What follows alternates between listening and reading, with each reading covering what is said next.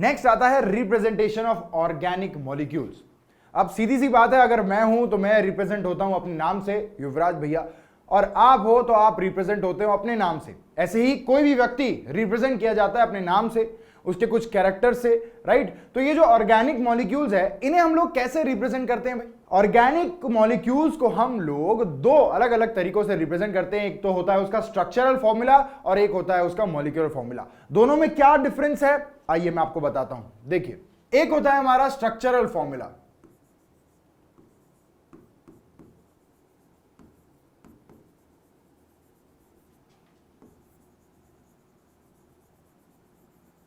और दूसरा होता है हमारा मॉलिक्यूलर फॉर्मूला।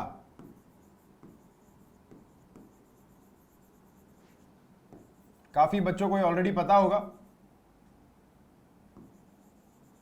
राइट। अब मॉलिक्यूलर फॉर्मूला जो होता है ये इसका कंडेंस्ड फॉर्म होता है। किसका? स्ट्रक्चरल फॉर्मूला का। स्ट्रक्चरल फॉर्मूला का ही कंडेंस्ड फॉर्म को हम कहते हैं molecular formula. Let's say for example मैंने यहां पर मॉलिक्यूलर फॉर्मूला लिया है CH4। ये क्या है? उसका मॉलिक्यूलर फॉर्मूला है। अब इसका स्ट्रक्चरल फॉर्मूला कैसे होगा? इसे आप डिवाइड कर दीजिए, इसे फैला दीजिए, राइट। एक 2D स्ट्रक्चर बना दीजिए जैसे कि आप किसी पेपर पे बनाते हैं। नो डाउट 3D स्ट्रक्चर भी इनके होते हैं। CH4 टेट्राहेड्रल के फॉर्म में पाया जाता है। लेकिन अगर बात करें हम लोग यहां पर केमिस्ट्री पढ़ने की, तो हम लोग सारे के सारे स्ट्रक्चर्स को क्योंकि पेपर पर लिखते हैं तो 2D फॉर्म ज्यादा इंपॉर्टेंट हो जाता है जब बात आती है पढ़ाई की, ठीक है। तो यहां पर जो इसका 2D फॉर्म होगा वो होगा कुछ इस तरीके से, यहां हाइड्रोजन, यहां हाइड्रोजन, यहां हाइड्रोजन। एकदम बेसिक स्ट्रक्चर बता रहा हूं मैं, ठीक है। इस तरीके से CH4 का स्ट्रक्चरल फॉर्मूला है हमारे पास ये। अब C2H6 ले लेते हैं। C2H6 कार्बन बढ़ा दिया, हाइड्रोजन भी बढ़ेंगे। कैसे बढ़ेंगे? देखो भाई, ये रहा कार्बन, ये कनेक्टेड है दूसरे कार्बन से, राइट। यहां पर हाइड्रोजन, यहां पर हाइड्रोजन, यहां पर हाइड्रोजन, यहां पर हाइड्रोजन, यहां पर हाइड्रोजन और यहां पे हाइड्रोजन। ये हो गया हमारे C2H6 का स्ट्रक्चरल फॉर्मूला। क्या बात समझ में आ रही है? धीरे धीरे आगे ले जाऊंगा, धीरे धीरे आगे ले जाऊंगा। क्या बात समझ में आ रही है? यह है मॉलिक्यूलर फॉर्मूला, यह है स्ट्रक्चरल फॉर्मूला। अब एक और देखते हैं।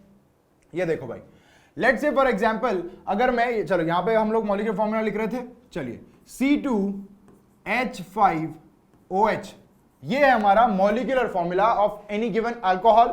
इसका स्ट्रक्चरल फॉर्मूला अगर मुझे जानना है तो ये किस तरीके से होगा? कार्बन, कार्बन को जुड़ा हुआ कार्बन, इस कार्बन को लगा हुआ एक हाइड्रोजन, दूसरा हाइड्रोजन और तीसरा हाइड्रोजन, राइट। और यहां पे एक हाइड्रोजन होगा, यहां पे एक हाइड्रोजन और यहां लगा होगा OH। ये क्या है? ये है इसका स्ट्रक्चरल फॉर्मूला। क्या बात समझ में आ रही है? अच्छा, अब हम लोग लेते हैं C6H6, ठीक है। ये क्या है? बेंजीन है। इसका स्ट्रक्चरल फॉर्मूला देखिए किस तरीके से होगा। यहां पे कार्बन, यहां पे कार्बन, यहां पे कार्बन, यहां पे कार्बन, इधर, इधर और इधर। इस तरीके से सारे कार्बन आपस में एक रिंग फॉर्म करते हैं, ठीक है। तो अब हाइड्रोजन से लिख देते हैं भाई, यहां हाइड्रोजन, यहां हाइड्रोजन, यहां एक हाइड्रोजन, यहां एक हाइड्रोजन, यहां और यहां। अब बचे हुए बॉन्ड्स देखो भाई, 6 कार्बन खत्म हो गए, 6 हाइड्रोजन खत्म हो गए, बचा हुआ क्या होगा? डबल बॉन्ड के फॉर्म में होगा। और इस तरीके से हम लोग इसे रिप्रेजेंट करते हैं। तो बेसिकली अगर बात करें representation of the structural formula या फिर ऑर्गेनिक कंपाउंड्स, तो वो कुछ इस तरीके से होता है। ऐसे ही धीरे धीरे हम लोग काफी सारे मॉलिक्यूल्स देखने वाले हैं। एक एक करके सारे मॉलिक्यूल से आप वाकिफ होंगे और धीरे धीरे आपको सारे मॉलिक्यूल समझ में आने लगेंगे, किस तरीके से मॉलिक्यूलर फॉर्मूला लिखा जाता है और किस तरीके से उसका स्ट्रक्चरल फॉर्मूला। अच्छा, यहां से यहां तक जाने के लिए और भी अलग अलग वेज होते हैं। तो वो किस प्रकार होते हैं? देखिए, आप इस C2H5 को इस तरीके से भी लिख सकते हैं, CH3 CH2OH, कुछ इस तरीके से। उसके बाद यहां से यहां तक जाने का जो सिलसिला है ये थोड़ा आसान हो जाता है। आगे हम लोग जैसे जैसे प्रैक्टिस करेंगे, नो डाउट आपकी सारी चीजें क्लियर होती जाएगी। अगर थोड़ी सी अभी नहीं भी समझ में आई है तो आगे वो समझ में आने लगेगी, क्योंकि अभी हम लोग बस ऑर्गेनिक केमिस्ट्री को इंट्रोड्यूस कर रहे हैं, उसका लेवल जान रहे हैं, ये पता कर रहे हैं कि भैया आखिर ऑर्गेनिक केमिस्ट्री हमें पढ़ना है तो हमें क्या क्या चीजें आनी चाहिए, ठीक है। अगर खोपड़िया में एकदम बढ़िया से बात घुस चुकी है तो एक बार फटाफट से देख लो, उसके बाद बढ़ते हैं आगे। नेक्स्ट जो इंपॉर्टेंट पार्ट आता है वो है polar and non polar bonds. यहां पर लिखा हुआ है polar and non polar bonds, नाम से ही समझ में आ रहा है। पोलर मतलब जहां पर पॉजिटिव और नेगेटिव चार्ज उत्पन्न होते हैं, और नॉन पोलर मतलब जहां पे कोई चार्जेस उत्पन्न नहीं होते हैं, उन्हें हम कहते हैं नॉन पोलर बॉन्ड्स। अच्छा ठीक है, अब आपको यह बात तो पता है कि किसी भी एक बॉन्ड को अगर मैं तोड़ता हूं तो जाहिर सी बात है कहीं पर पॉजिटिव चार्ज आएगा और कहीं पर नेगेटिव चार्ज आएगा। अब ये पॉजिटिव चार्ज कहां आएगा और नेगेटिव चार्ज कहां आएगा, यह हमें कैसे पता चलेगा? नेगेटिव चार्ज वहां पे आएगा जहां पे आपका इलेक्ट्रोनेगेटिव एटम अटैच्ड हो। En मतलब क्या है? Electronegative atom. इलेक्ट्रोनेगेटिव एटम का मतलब क्या होता है? इलेक्ट्रोनेगेटिव एटम का मतलब होता है कि एक ऐसा एटम जो कि बॉन्डेड इलेक्ट्रॉन्स को अपनी ओर अट्रैक्ट करता है, खींच लेता है, उसे हम कहते हैं इलेक्ट्रोनेगेटिव एटम। और इसी प्रॉपर्टी को हम लोग कहते हैं इलेक्ट्रोनेगेटिविटी। तो आइए इलेक्ट्रोनेगेटिविटी की डेफिनेशन देख लेते हैं कि क्या है इलेक्ट्रोनेगेटिविटी। अगर वो हमें पता हो गई, उसके बाद में पोलर और नॉन पोलर बॉन्ड्स क्या होते हैं, ये एकदम बढ़िया से हम समझ सकते हैं। Electronegativity,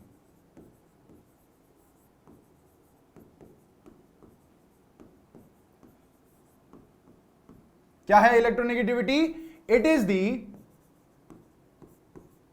power of an atom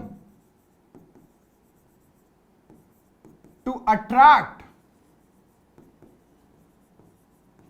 the shared pair of electrons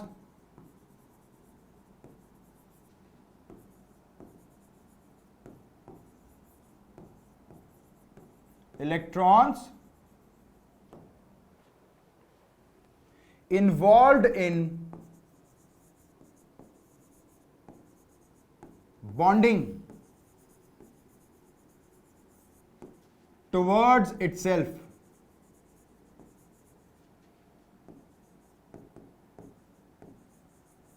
तो क्या है इलेक्ट्रोनेगेटिविटी? इलेक्ट्रोनेगेटिविटी एक ऐसी ताकत है जो कि यूज होती है शेयर्ड पेयर ऑफ इलेक्ट्रॉन्स को अपनी ओर खींचने के लिए किसी भी एटम के द्वारा। क्या बात साफ है? ठीक है, अब बात करें हम लोग इलेक्ट्रोनेगेटिव एटम्स की, तो सबसे ज्यादा इलेक्ट्रोनेगेटिव एटम हमारे पीरियोडिक टेबल में कौन सा है? तो भैया मैं आपको बता दूं, सबसे ज्यादा इलेक्ट्रोनेगेटिव एटम है हमारा फ्लोरीन भैया। ठीक है, सबसे खतरनाक है, बेहद इलेक्ट्रोनेगेटिव है। इसके बाद में आते हैं हमारे ऑक्सीजन भैया, फिर आते हैं क्लोरीन भैया। ठीक है, और ऐसे ही ये सिलसिला चलता जाता है। लास्ट में यहां पर आते हैं हमारे कार्बन, और लास्ट में हमारा बेचारा गरीब हाइड्रोजन। ठीक है, तो इस तरीके से यहां पर ये इलेक्ट्रोनेगेटिविटी डिसाइड होती है। यहां पे काफी सारे आपको एलिमेंट्स देखने मिलेंगे, नो डाउट। ठीक है, तो ये बेसिक चीज है। अब बात करते हैं पोलर या फिर नॉन पोलर बॉन्ड्स क्या होते हैं। ठीक है, लेट्स से फॉर एग्जांपल अगर मैं कहूं कि मैंने किसी एक कार्बन के साथ दूसरे कार्बन को अटैच कर दिया है, या फिर मैंने किसी एक हाइड्रोजन को किसी दूसरे हाइड्रोजन के साथ अटैच कर दिया है, या फिर मैं कहूं किसी फ्लोरीन को मैंने दूसरे फ्लोरीन के साथ अटैच कर दिया है, चाहे कोई भी एटम ले ले, जब वो एटम खुद ही के साथ अटैच किया जाता है तब वो इलेक्ट्रोनेगेटिविटी नहीं दिखाता। मतलब कि वहां पर इक्वल शेयरिंग ऑफ बॉन्ड होती है और कहीं पर एक तरफ वो इलेक्ट्रॉन्स को नहीं जाना पड़ता है, और इसी कंडीशन को हम लोग कहते हैं non polar bonds. Non polar bonds. ठीक है, इसी कंडीशन को हम क्या कहते हैं भाई? नॉन पोलर बॉन्ड्स कहते हैं। क्लियर बात है, बोलो। ठीक है, क्यों ऐसा कह रहे हैं हम लोग? देखो सिंपल सी बात है, यहां पे एक कार्बन है, यहां पे दूसरा कार्बन है, राइट? दोनों की इलेक्ट्रोनेगेटिविटी एकदम बराबर की है, राइट? अब दोनों की इलेक्ट्रोनेगेटिविटी क्योंकि बराबर है तो ये भी उतनी ही ताकत से इलेक्ट्रॉन खींचता है जितना कि ये। मतलब अगर देखा जाए तो आखिरी में इलेक्ट्रॉन्स यहीं पर मौजूद होते हैं, ना ही वो इस कार्बन के पास जाते हैं और ना ही वो इस कार्बन के पास जाते हैं, वो यहीं पर बीच के विसिनिटी में ही रिवॉल्व होते रहते हैं। ठीक है, इसीलिए यहां पे पॉजिटिव और नेगेटिव चार्ज डेवलप नहीं होते, मतलब कि पोल्स डेवलप नहीं होते, और इसी कारणवश हम इन्हें नॉन पोलर बॉन्ड्स कहते हैं। क्या बात समझ में आ गई? अच्छा, अब पोलर बॉन्ड्स आपको खुद ही समझ में आ चुका होगा कि क्या होते हैं। आइए देखते हैं पोलर बॉन्ड्स। Polar bonds. अब पोलर बॉन्ड्स का मतलब जाहिर सी बात है, जहां पर अलग अलग एटम्स अटैच्ड होंगे, मतलब different atoms when attached by a single bond shows polarity, right, and thus they are called as polar bonds. ठीक है, देखो क्या होता है भाई, लेट सपोज मैंने कार्बन के साथ में फ्लोरीन जोड़ दिया, मैंने कार्बन के साथ में ऑक्सीजन जोड़ दिया, मैंने कार्बन के साथ में हाइड्रोजन जोड़ दिया, तो होता यह है कि अगर कार्बन के साथ में मैंने किसी फ्लोरीन को जोड़ दिया तो जो इलेक्ट्रॉन की डेंसिटी है वो किस तरीके से नजर आ रही होगी, एक ऐसे ही फिगर बना रहा हूं समझने के लिए, इस तरीके से। अगर यहां पर इलेक्ट्रॉन्स मौजूद है, अगर यहां पर इलेक्ट्रॉन्स मौजूद है तो ज्यादातर इलेक्ट्रॉन जो होंगे वो फ्लोरीन की साइड होंगे और बेहद कम इलेक्ट्रॉन्स यहां पे कार्बन की तरफ अट्रैक्टेड होंगे। क्यों? क्योंकि फ्लोरीन जो है ये जबरदस्त एक इलेक्ट्रोनेगेटिव एटम है और भारी मात्रा में ये इलेक्ट्रॉन्स को अपनी ओर खींच रहा है और कार्बन को भिखारी बना रहा है।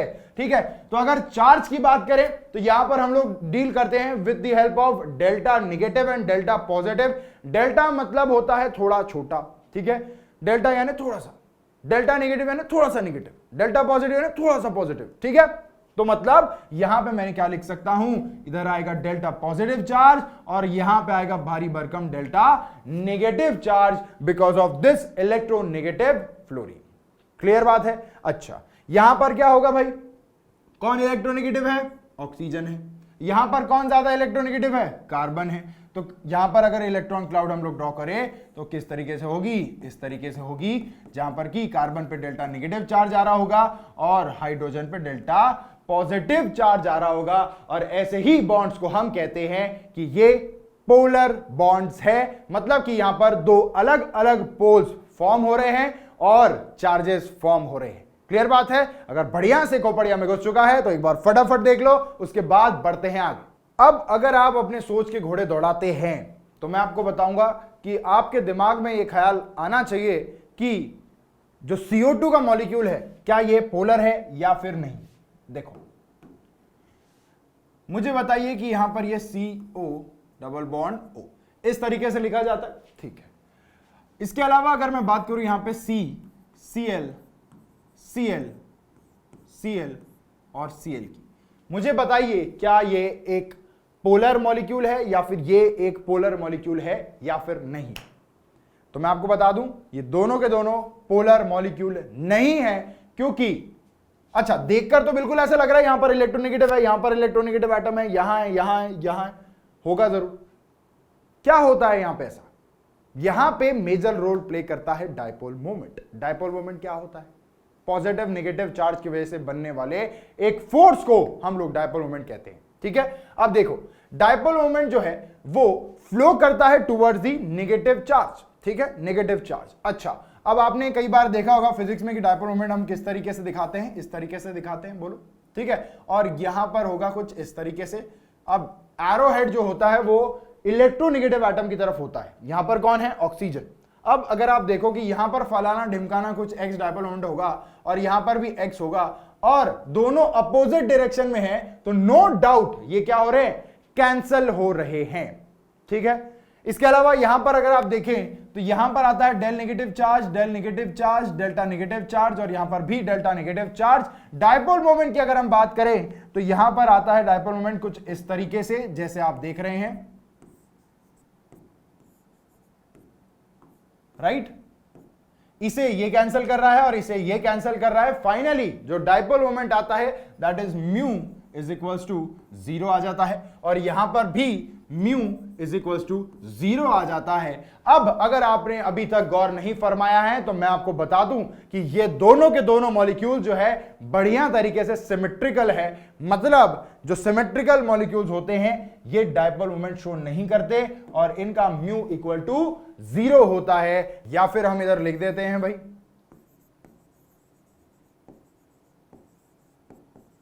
Symmetrical molecules are non polar, या फिर हम कहेंगे इनका डायपोल मोमेंट जो होता है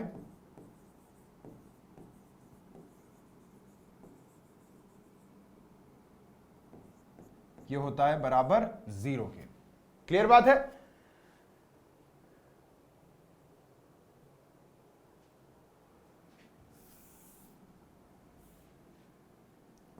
आर नॉन पोलर, या फिर हम लिख सकते हैं इनका जो डाइपोल मोमेंट होता है ये होता है लगभग बराबर 0 के। क्लियर बात है? ठीक है। अब अगर मॉलिक्यूल हमारा सिमेट्रिकल नहीं है तो सीधी सी बात है डाइपोल मोमेंट भी 0 के बराबर नहीं होगा, ये 0 से ज्यादा होगा और मॉलिक्यूल जो है ये आपका पोलर मॉलिक्यूल कहलाएगा। सर एग्जांपल दीजिए। देखो, अगर हम बात करें NH3 मॉलिक्यूल की, कुछ इस तरीके से होता है भाई। यहां पर लोन पेयर होता है, ठीक है। लोन पेयर मतलब क्या है? Pair of electrons. Pair of electrons मतलब क्या है? नेगेटिव चार्ज, ठीक है। तो मतलब डाइपोल मोमेंट किस तरफ फ्लो करेगा? ये देखो भाई, ये गया, और यहां पर हाइड्रोजन है, नाइट्रोजन ज्यादा इलेक्ट्रोनेगेटिव है, इस तरीके से फ्लो करेगा, और यहां पर इस तरीके से फ्लो करेगा। अगर आप कुल मिला के देखें, जो म्यू है ये बिल्कुल भी 0 के बराबर नहीं होगा, ये 0 से ज्यादा आने वाला है। मतलब एक और चीज जो हम कह सकते हैं कि भैया जो अनसिमेट्रिकल मॉलिक्यूल्स होते हैं, राइट, अनसिमेट्रिकल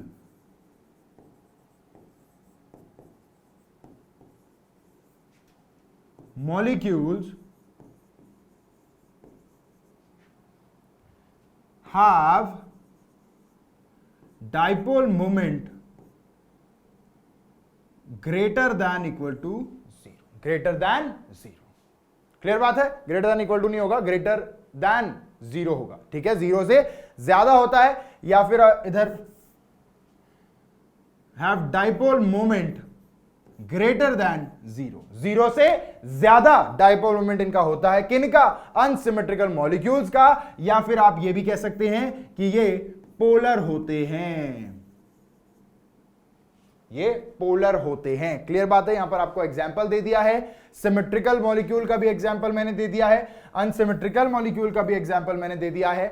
आई होप आपको ये चीजें समझ में आ रही होगी। एक बार फटाफट इसे देख लो, निहार लो, उसके बाद बढ़ते हैं आगे। नेक्स्ट बात आती है ज्योमेट्रिकल आइसोमर्स की, ठीक है। उसके बारे में बात कर लेते भाई। देखो,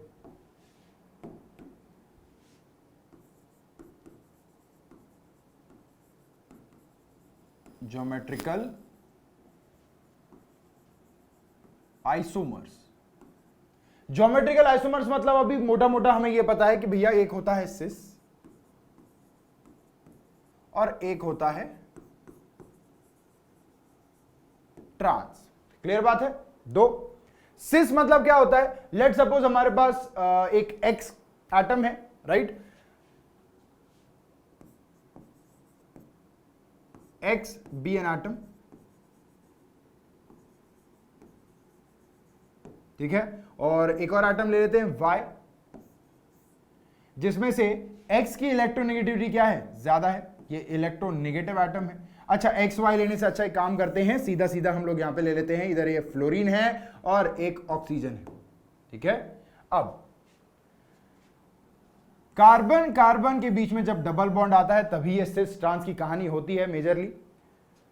अब अगर मैं बात करूं, यहां पर फ्लोरीन लगा हुआ है, राइट, और यहां पर भी फ्लोरीन लगा हुआ है, इधर एक हाइड्रोजन है और इधर एक हाइड्रोजन है। जब दोनों हाई प्रायोरिटी या फिर हाई इलेक्ट्रोनेगेटिव एटम्स एक साइड होंगे और वो सेम है तो बहुत ही बढ़िया, अलग अलग है तो भी एक साइड होंगे, डबल बॉन्ड के किसी एक साइड होंगे, तो हम इसे कहते हैं सिस। हम इसे क्या कहते हैं? सिस कहते हैं। अब अगर अपोजिट साइड होंगे तो क्या होगा? सीधी सी बात है भैया, ट्रांस होगा। यहां पर एफ और यहां पर एफ यदि मैं ले लेता हूं तो ये क्या हो जाएगा? बोलो, ये क्या है? ट्रांस। ये क्या है?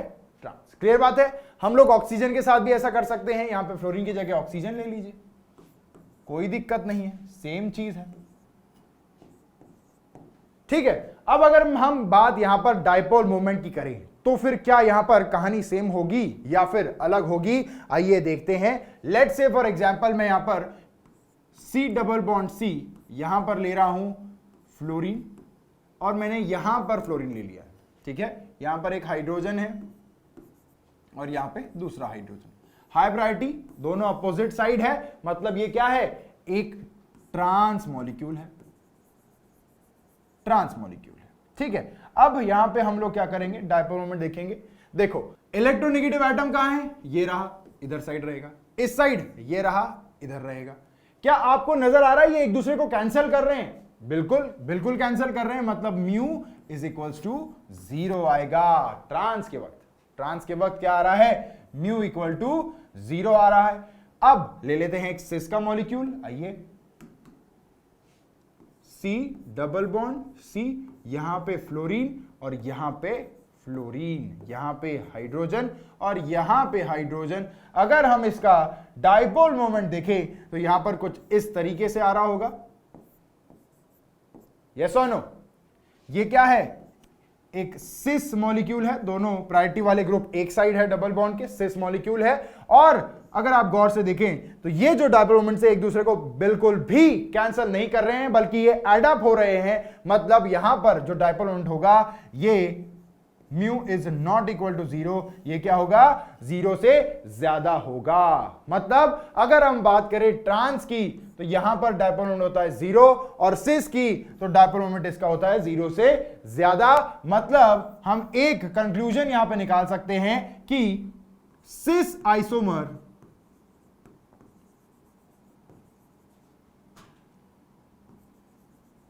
have larger dipole moment than that of trans isomer। Clear बात है, बोलो, ये बात तो समझ में आ रही होगी? यस, एकदम क्लियर है। यहां पे आप कोई भी एग्जांपल ले लीजिए और उसे अप्लाई करके देखिए, इसी तरीके से कुछ आ रहा होगा। एक बार भाई देख लो फटाफट, फिर बढ़ते हैं आगे। अब लेट सपोज आपके पास में एक बेंजीन है और वो डाई सब्स्टिट्यूटेड है, तो आप वहां पर कैसे फाइंड आउट करेंगे कि यहां पर जो डाइपोल मोमेंट है इसका क्या आने वाला है? इसकी कुछ टेक्निक है, मैं आपको बताता हूं, देखो ध्यान से देखना है। तो बेसिकली ये है dipole moment of di substituted benzene. हम लोग पढ़ रहे हैं dipole moment of di substituted benzene, di substituted benzene. Clear बात है? ओके। अब लेट सपोज मेरे पास में एक X है और एक दूसरा जो सब्स्टिट्यूटेड है ये Y है। डाई सब्स्टिट्यूट का मतलब अगर आपको नहीं पता तो मैं आपको बता देता हूं। देखो यहां पर अगर मैं बेंजीन ले लूं और इस बेंजीन को यहां यहां यहां यहां यहां जो हाइड्रोजन हैं इसमें से किसी दो हाइड्रोजन को मैं रिप्लेस कर देता हूं यदि X और Y से, तो ये कहलाता है डाई सब्स्टिट्यूटेड बेंजीन। क्लियर है? ठीक है। अब यदि X और Y की जो इलेक्ट्रोनेगेटिविटी है ये सेम है, या फिर हम कहेंगे X और Y ये दोनों इलेक्ट्रॉन डोनेटिंग है। ED का मतलब क्या है भाई? इलेक्ट्रॉन डोनेटिंग, जो इलेक्ट्रॉन को डोनेट करते हैं, दान पुण्य वाले व्यक्ति। ठीक है, इलेक्ट्रॉन डोनेटिंग ग्रुप यदि ये है तो होगा क्या, यहां पर एक फॉर्मूला आ जाता है यार। इसका क्या फॉर्मूला है?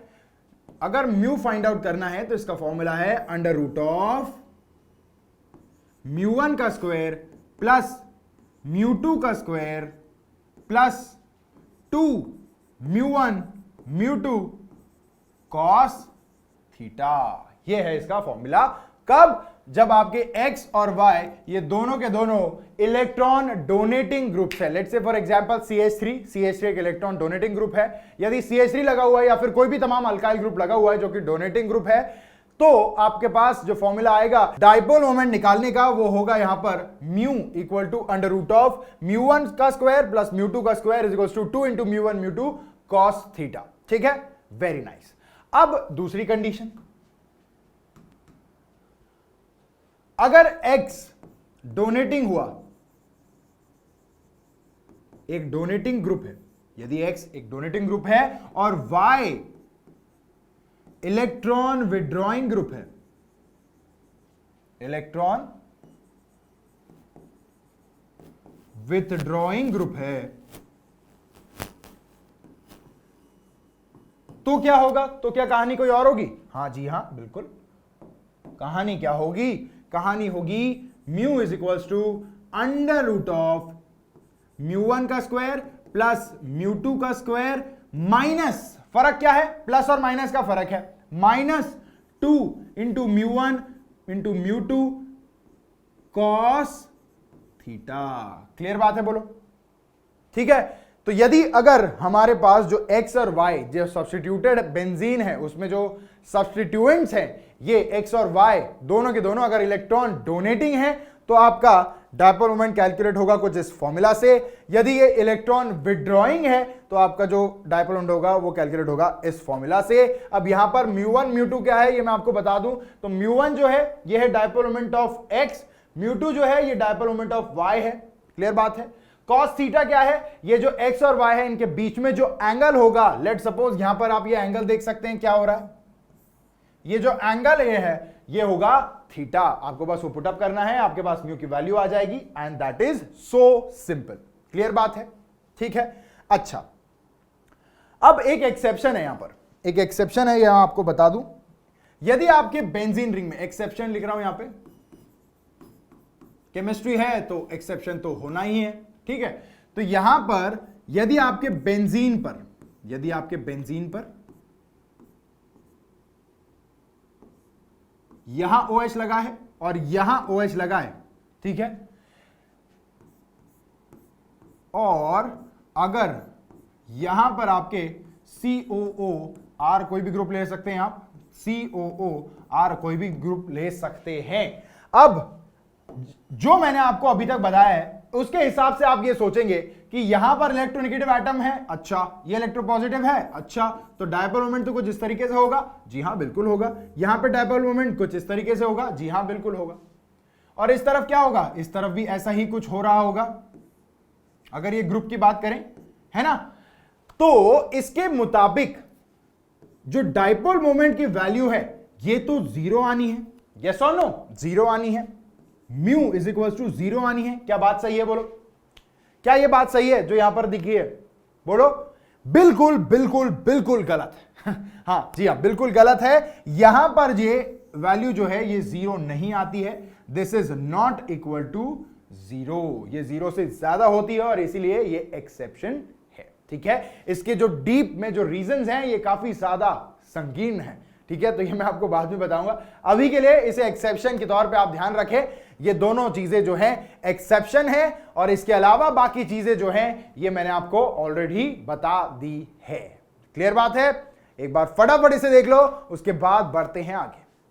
नेक्स्ट, अब आप लोगों ने कई बार देखा होगा कि हाइड्रोजन के साथ में बेहद बढ़िया तरीके से कोई इलेक्ट्रोनेगेटिव एटम जो होता है वो बॉन्ड फॉर्म करता है। कैसे? अगर मैं बात करूं हाइड्रोजन और फ्लोरीन की, तो यहां पर ये बॉन्ड है, हाइड्रोजन और फ्लोरीन की यहां पे दूसरा बॉन्ड है, हाइड्रोजन और फ्लोरीन यहां पे एक और, ठीक है, HF का मॉलिक्यूल है। इसके अलावा अगर मैं बात करूं ऑक्सीजन के साथ में यदि जो हाइड्रोजन ने बॉन्ड बनाया है इसके बारे में, तो यहां पे होगा ये अल्कोहल, HOR HOR। अब आपके दिमाग में क्वेश्चन आ रहा होगा कि सर ये 3-4 बार आप क्यों लिख रहे हैं? बताऊंगा, डोंट वरी। देखो भाई, अब मुझे बताइए कि डेल्टा नेगेटिव चार्ज किस पे आने वाला है? डेल्टा नेगेटिव चार्ज आएगा उस एटम पे जिस पे होगा ज्यादा इलेक्ट्रोनेगेटिव होने का कारोबार, ठीक है। ज्यादा इलेक्ट्रोनेगेटिव कौन होता है भाई? ज्यादा इलेक्ट्रोनेगेटिव यहां पर है फ्लोरीन। वो क्या करेगा? वो इलेक्ट्रॉन्स को अपनी ओर अट्रैक्ट कर लेगा और अपने पास ही रख लेगा, ठीक है। तो ये डेल्टा नेगेटिव, ऑक्सीजन यहां पे डेल्टा नेगेटिव और यहां पर भी डेल्टा नेगेटिव। अब अगर बात करें डेल्टा पॉजिटिव की, तो डेल्टा पॉजिटिव कहां रहेगा भाई? बताओ। डेफिनेट सी बात है, यहां पे डेल्टा नेगेटिव है तो यहां डेल्टा पॉजिटिव आएगा, डेल्टा पॉजिटिव आएगा, डेल्टा पॉजिटिव यहां, डेल्टा पॉजिटिव यहां, डेल्टा पॉजिटिव यहां और डेल्टा पॉजिटिव यहां। क्लियर बात है? यहां तक समझ में आ गया? ठीक। अब नेक्स्ट चीज जो आपको ध्यान रखनी है, यहां पे होगा कुछ इलेक्ट्रोस्टैटिक फोर्स ऑफ अट्रैक्शन। आपने देखा होगा पॉजिटिव और नेगेटिव चार्ज के बीच में इलेक्ट्रोस्टैटिक फोर्स ऑफ अट्रैक्शन होता है और यहां पर सबसे इंपॉर्टेंट चीज की हाइड्रोजन मौजूद है। अब जो इलेक्ट्रोस्टैटिक फोर्स ऑफ अट्रैक्शन यहां पे हो रहा है, ये किसके बीच में हो रहा है? यहां पर देखिए, इनके यहां बीच में हो रहा है, ठीक है। फिर यहां पर इन दोनों के बीच में हो रहा है, यहां पर ऑक्सीजन और हाइड्रोजन के बीच में हो रहा है और यहां पर भी ऑक्सीजन और हाइड्रोजन के बीच में हो रहा होगा। फलाना यहां पर भी होगा, ठीक है, और यहां पर भी होगा, यहां पर भी होगा और यहां पर भी होगा, कहीं ना कहीं आगे जुड़ा हुआ। क्लियर बात है। अब ये जो चीज आपको नजर आ रही है, ये जो मैंने व्हाइट कलर में डॉटेड लिखा हुआ है, ये क्या है? This is nothing but electrostatic force of attraction. ये क्या है? इलेक्ट्रोस्टैटिक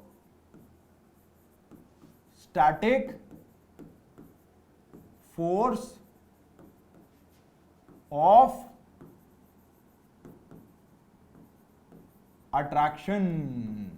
क्या है? Electrostatic force of attraction. अब ये जो इलेक्ट्रोस्टैटिक फोर्स ऑफ अट्रैक्शन है, क्या इसके वजह से कोई फर्क पड़ रहा है? जी हां, बिल्कुल पड़ रहा है।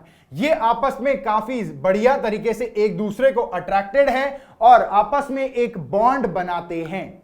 क्या करते हैं? आपस में एक बॉन्ड बनाते हैं और इस फोर्स ऑफ अट्रैक्शन को हम कहते हैं hydrogen bonding.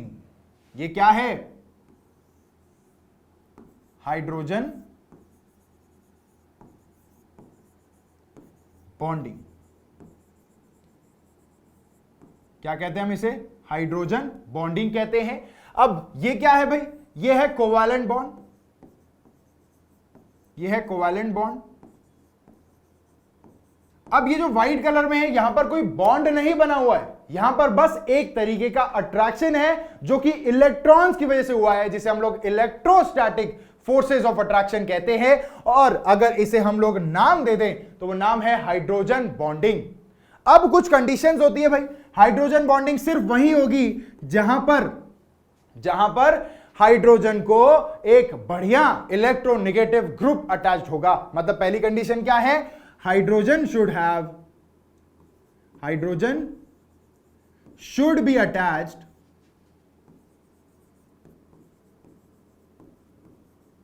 To a EN लिख दूं इलेक्ट्रोनेगेटिव की जगह। ये क्या है? Electronegative atom. ये है सबसे पहली कंडीशन हाइड्रोजन बॉन्डिंग के होने के लिए। दूसरी कंडीशन क्या है भाई? दूसरी कंडीशन है कि जो इलेक्ट्रोनेगेटिव एटम लगा हुआ है, इसका जो साइज है ये क्या होना चाहिए? छोटा होना चाहिए। इसका जो साइज है ये क्या होना चाहिए? स्मॉल होना चाहिए, छोटा होना चाहिए। क्या बात समझ में आ गई? बेसिकली ये कंडीशंस होती है हाइड्रोजन बॉन्डिंग की, जो हम लोग यहां पे पढ़ रहे हैं। ये और कुछ नहीं, हाइड्रोजन बॉन्डिंग। यहां पे हेडिंग लिख देता हूं भाई। भैया हेडिंग बाद में लिखते हैं और पढ़ाते पहले हैं। हाइड्रोजन बॉन्डिंग ऐसे करके आप बदनाम कर सकते हो मुझे। हाइड्रोजन बॉन्डिंग, क्लियर बात है? तो इस तरीके से होती है हाइड्रोजन बॉन्डिंग, एकदम इंपॉर्टेंट है, बेहद ज्यादा। ठीक है, अब मुझे बताइए कि अब कोई भी कंपाउंड अगर हम बनाना चाहते हैं तो उसमें हम लोग कुछ 2-3 चीजें ऐड करते हैं, राइट? अगर पानी में मैं कोई भी पर्टिकुलर कंपाउंड, लेट सपोज मैंने पानी में HF डाल दिया, तो क्या वहां पर हाइड्रोजन बॉन्डिंग हो रही होगी? जी हां, हो रही है। क्या पानी में हाइड्रोजन बॉन्डिंग होती है? जी हां, होती है। कैसे होती है? आइए देखते हैं। लेट सपोज अगर मैं कहूं मेरे पास H2O का मॉलिक्यूल है, ये O, ये H और ये H, ठीक है? यहां पर ऑक्सीजन, यहां पे हाइड्रोजन और यहां पे हाइड्रोजन, यहां पे ऑक्सीजन, यहां पे हाइड्रोजन और यहां पे हाइड्रोजन। ऐसे कई सारे मॉलिक्यूल्स आप ले सकते हैं, ठीक है? तो डेल्टा नेगेटिव कहां पे आ रहा होगा? डेल्टा नेगेटिव आ रहा होगा ऑक्सीजन के टकले पर, ऑक्सीजन के टकले पर, और यहां पर भी ऑक्सीजन के टकले पर। अब हम लोग क्या करेंगे? यहां पर ऐड कर देंगे, व्हाइट कलर से कर दे ताकि पता चले। ये देखो, अब यहां पर ये जो व्हाइट कलर से मैं बना रहा हूं, this is nothing but hydrogen bonding, और we may call it as electrostatic forces of attraction. Clear बात है? बोलो।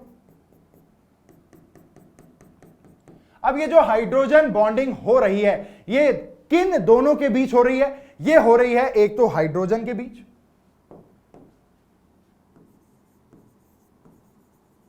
हाइड्रोजन के बीच, ठीक है? हाइड्रोजन, और दूसरा कौन सा होना चाहिए? दूसरा होना चाहिए यहां पर एक इलेक्ट्रोनेगेटिव एटम। इनके बीच में ये जो हो रहा है, this is called as hydrogen bond.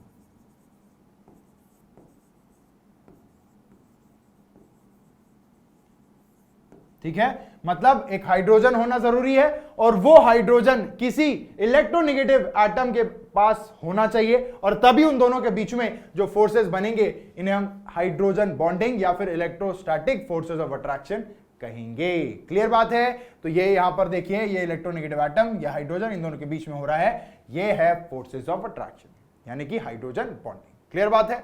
ये क्या है? ये कुछ नहीं है, पानी है। ऐसे यहां पर बहुत सारे आप मिला दीजिए, वहां पे उनके बीच में हाइड्रोजन बॉन्डिंग आपको दिखेगी। क्लियर बात है? एक बार भाई फटाफट देख लो, उसके बाद बढ़ते हैं फिर आगे। अब हाइड्रोजन बॉन्डिंग क्या होती है ये तो हमें समझ में आ गया। क्या इसके और कुछ टाइप्स है? जी हां, बिल्कुल है। एक होता है इंटर मॉलिक्यूलर, दूसरा होता है इंट्रा मॉलिक्यूलर। लेट सपोज अगर कोई एक क्रिकेट मैच चल रही है, लेट सपोज इंडिया पाकिस्तान की मैच चल रही है, इंडिया एक अलग कंट्री है, पाकिस्तान एक अलग कंट्री है, मतलब दो अलग अलग कंट्री के बीच में जो मैच हो रहा है इसे हम कहते हैं इंटरनेशनल मैच। यस और नो? अब लेट सपोज एग्जांपल ले लेते हैं ना, इंडिया के बीच में ही हो रही है, लेट सपोज दिल्ली और महाराष्ट्र के बीच में मैच चल रहा है क्रिकेट का, तो ये क्या हो गया? एक इंट्रा, मतलब कि उसी के अंदर, एक ही में। नहीं समझ में आ रहा है? मैं बताता हूं, कोई बात नहीं, धीरे धीरे सीखेंगे। टाइप्स ऑफ हाइड्रोजन बॉन्ड, सबसे पहला यहां पर है intermolecular hydrogen bonding. Intermolecular hydrogen bonding का मतलब मैंने थोड़ा सा तो आपको समझा दिया है कि इंडिया पाकिस्तान के बीच में अगर मैच हो रहा है तो वो क्या है? इंटरनेशनल है। वैसे ही जब दो अलग अलग मॉलिक्यूल्स, चाहे वो दोनों सेम क्यों ना हो, जो लेकिन अलग अलग मॉलिक्यूल्स के बीच में अगर हाइड्रोजन बॉन्डिंग दिख रही है तो वहां पर उसे हम कह सकते हैं कि एक इंटरमॉलिक्यूलर हाइड्रोजन बॉन्डिंग का टाइप है। This type of bonding is between two और मोर सेम और different molecules which combine together to form a dimer or polymer respectively and leads to the phenomenon called as association। इसे हम लोग association कहेंगे। क्या कह रहे हैं हम? देखो ध्यान से देखना है।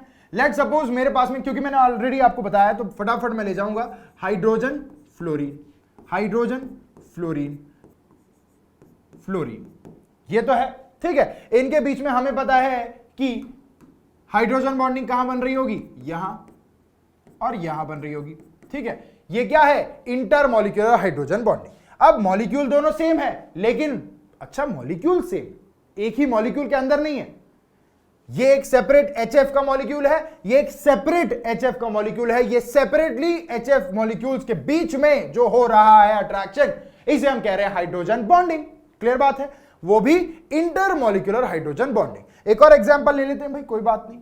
देखो लेट सपोज मैं यहां पर हाइड्रोजन ऑक्सीजन और हाइड्रोजन यहां ले रहा हूं, इधर भी हाइड्रोजन ऑक्सीजन और हाइड्रोजन मैं ले रहा हूं, और यहां पर मैं हाइड्रोजन ऑक्सीजन हाइड्रोजन ले रहा हूं, और यहां पे मैंने ले लिया HF का मॉलिक्यूल, ठीक है। अब देखो यहां पर तो किस्सा सिमिलर है इसके जैसा, राइट? हाइड्रोजन बॉन्डिंग इनके बीच हो रही होगी, राइट?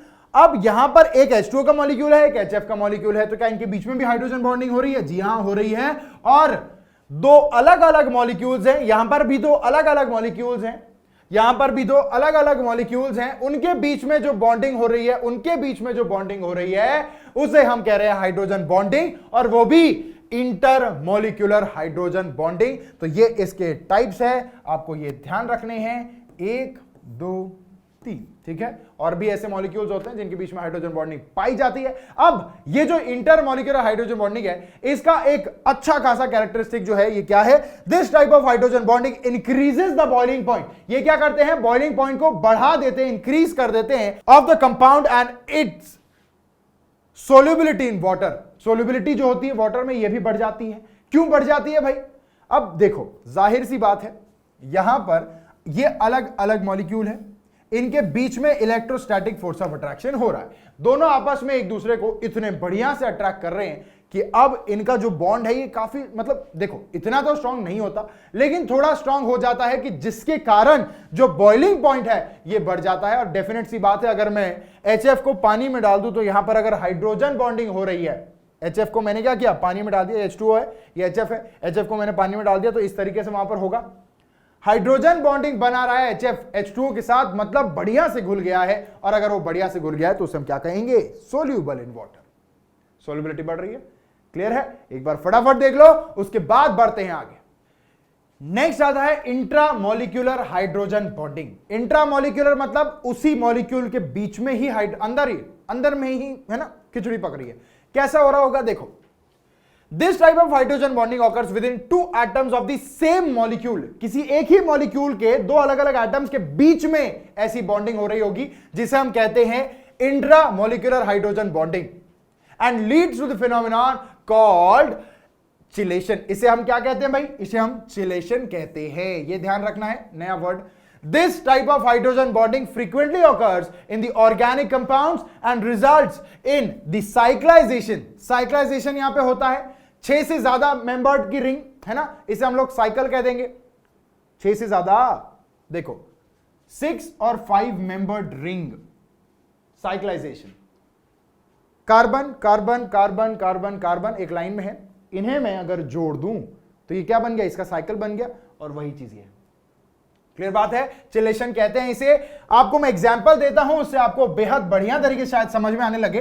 देखो यहां पर हमारे पास में एक बेंजीन रिंग है, ठीक है, इसे मैं यहां पर डबल बॉन्ड भी बना देता हूं, और यहां पे OH, ऑर्थो पोजीशन पे एक फ्लोरीन लगा हुआ है। अब आपके अगर ध्यान में आ रहा हो तो बहुत ही बढ़िया, लेकिन अगर नहीं आ रहा है तो मैं आपको बता दूं, यहां पर हो रहा होगा हाइड्रोजन बॉन्डिंग, और जिसे हम कहेंगे इंट्रामोलिक्यूलर। देखो this type of bonding occurs with in 2 atoms, ये हाइड्रोजन का एटम, ये फ्लोरीन का atom, of the same molecule. Molecule एक ही है, ऑर्थोफ्लूरोफिनॉल, ठीक है। तो यहां पर मॉलिक्यूल सेम ही है, लेकिन यहां पर आप देखेंगे दो अलग अलग एटम जो है सेम मॉलिक्यूल के, इनके बीच में हाइड्रोजन बॉन्डिंग हो रही है। ये क्या है भाई? Hydrogen bonding. क्लियर बात है, ओके। अब क्या एक और एग्जांपल हम ले सकते हैं? जी हां, बिल्कुल ले सकते हैं। देखो ये रहा हमारे पास में बेंजीन रिंग, इसको डबल बॉन्ड बना दिया, क्लियर है। यहां पर ले लेते हैं OH और कोई और compound C, double bond O, और यहां पे OH। क्या इन दोनों के बीच में हाइड्रोजन बॉन्डिंग हो रही होगी? जी हां, बिल्कुल हो रही होगी। ये क्या है? ये भी हाइड्रोजन बॉन्डिंग ही है, लेकिन जो टाइप इसका है हाइड्रोजन बॉन्डिंग का, इसे हम कहेंगे इंट्रामोलिक्यूलर हाइड्रोजन बॉन्डिंग, जो कि किसी एक ही मॉलिक्यूल के बीच में होती है, और उसी मॉलिक्यूल के अंदर दो अलग अलग एटम्स के बीच में जो फोर्सेस ऑफ अट्रैक्शन है, इलेक्ट्रोस्टैटिक फोर्सेस ऑफ अट्रैक्शन है, इसे हम कहते हैं इंट्रामोलिक्यूलर हाइड्रोजन बॉन्डिंग। क्या ये बात एकदम बढ़िया से आपके खोपड़िया में घुस चुकी है? और यदि घुस चुकी है तो एक बार फटाफट देख लो, उसके बाद बढ़ते हैं आगे। अच्छा, एक लास्ट पॉइंट है, this type of hydrogen bonding decreases the boiling point.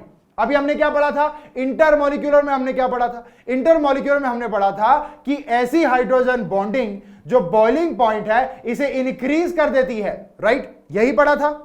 लेकिन यहां पे जो हो रहा है वो एकदम विपरीत है, उल्टा है।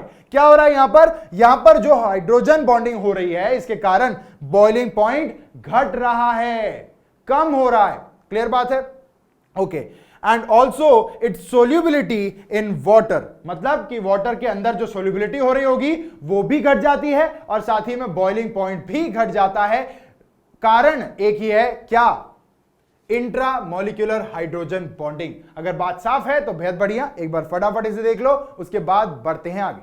नेक्स्ट अब थोड़ा सा नेचर के बारे में पढ़ लेते हैं कि भैया हाइड्रोजन बॉन्ड का नेचर किस तरीके से होता है और इसका इंपॉर्टेंस क्या है। सबसे पहला पॉइंट आपके सामने यहां पर लिखा हुआ है, hydrogen bond is merely an electrostatic force rather than a chemical bond. ये एक तरीके का केमिकल बॉन्ड नहीं है, ये एक तरीके का इलेक्ट्रोस्टैटिक फोर्स है, जो कि एक हाइड्रोजन और एक इलेक्ट्रोनेगेटिव एटम के बीच में हो रहा होगा। नेक्स्ट पॉइंट है, hydrogen bond never involves more than 2 atoms. 2 से ज्यादा एटम के बीच में हाइड्रोजन बॉन्ड नहीं होता, ठीक है। एक जगह हाइड्रोजन और एक जगह कोई इलेक्ट्रोनेगेटिव एटम, इन्हीं के बीच में हाइड्रोजन बॉन्ड आपको हमेशा हमेशा पाया जाएगा। क्लियर बात है। नेक्स्ट है, bond energy of hydrogen bond is in the range of 3 to 10 kilo calorie पर मोल। ये उसकी बॉन्ड एनर्जी है, और 10 to 40 kilo joules per mole, that is about 1/10 of the energy of a covalent bond. आप देख सकते हैं कि कितना कम है। अगर किसी कोवैलेंट बॉन्ड की एनर्जी 10 है तो यहां पर इस हाइड्रोजन बॉन्ड जो कि एक्चुअली कोई केमिकल बॉन्ड नहीं है, इनकी एनर्जी होगी 1/10 यानी कि 1। समझ रहे हैं? ठीक है।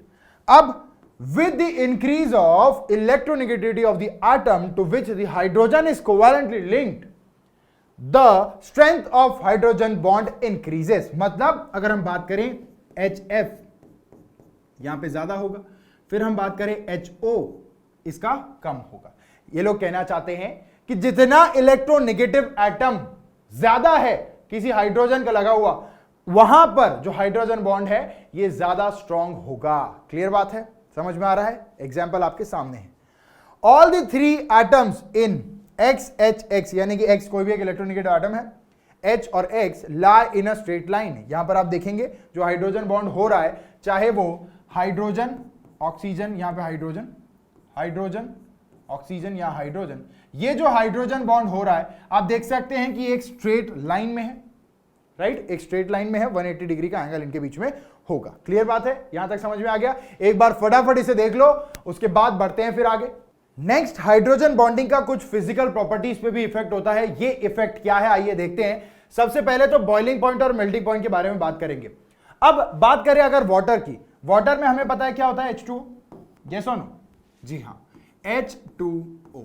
अच्छा, ये बताने के पहले मैं आपको बता दूं कि जो बॉइलिंग पॉइंट है ये इंक्रीज होता है। देखो मैं बता रहा हूं, बॉइलिंग पॉइंट जो है ये इंक्रीज होता है जैसे जैसे मॉलिक्यूलर वेट इंक्रीज होता है। मतलब जितना मॉलिक्यूलर वेट ज्यादा उतना बॉइलिंग पॉइंट ज्यादा, ऐसा कहा जाता है। मतलब अगर मैं कहूं H2O एंड H2S के बीच में अगर हमें कंपेयर करना पड़े कि किसका बॉइलिंग पॉइंट ज्यादा होगा, तो भैया सीधी सी बात है, सीधी सी बात है, यहां पर आएगा इसका मॉलिक्यूलर वेट 34 और इसका आएगा 18। क्लियर है? यस और नो? है ना? अब मॉलिक्यूलर वेट के हिसाब से तो यहां पर H2S का जो बॉइलिंग पॉइंट है ये ज्यादा आना चाहिए था, लेकिन ऐसा नहीं होता है। क्यों? क्योंकि जो वाटर है ये यहां पर लिक्विड के फॉर्म में होता है और जो H2S है ये यहां पे गैस के फॉर्म में होता है। अब जब लिक्विड ये होता है H2O, तो जो हाइड्रोजन बॉन्डिंग इनके बीच होती है वाटर मॉलिक्यूल के बीच, ये यहां पे थोड़ी ज्यादा बढ़िया से होती है। ये जो हाइड्रोजन बॉन्डिंग यहां पे हो रही है ये ज्यादा अच्छे से होती है as compare to the hydrogen bonding. वहीं अगर हम लोग H2S के बीच देखें तो यहां पर जो हाइड्रोजन बॉन्डिंग हो रही है ये थोड़ी सी वीक होती है, क्योंकि ये क्या है? ये है गैस। ये क्या है? ये है लिक्विड।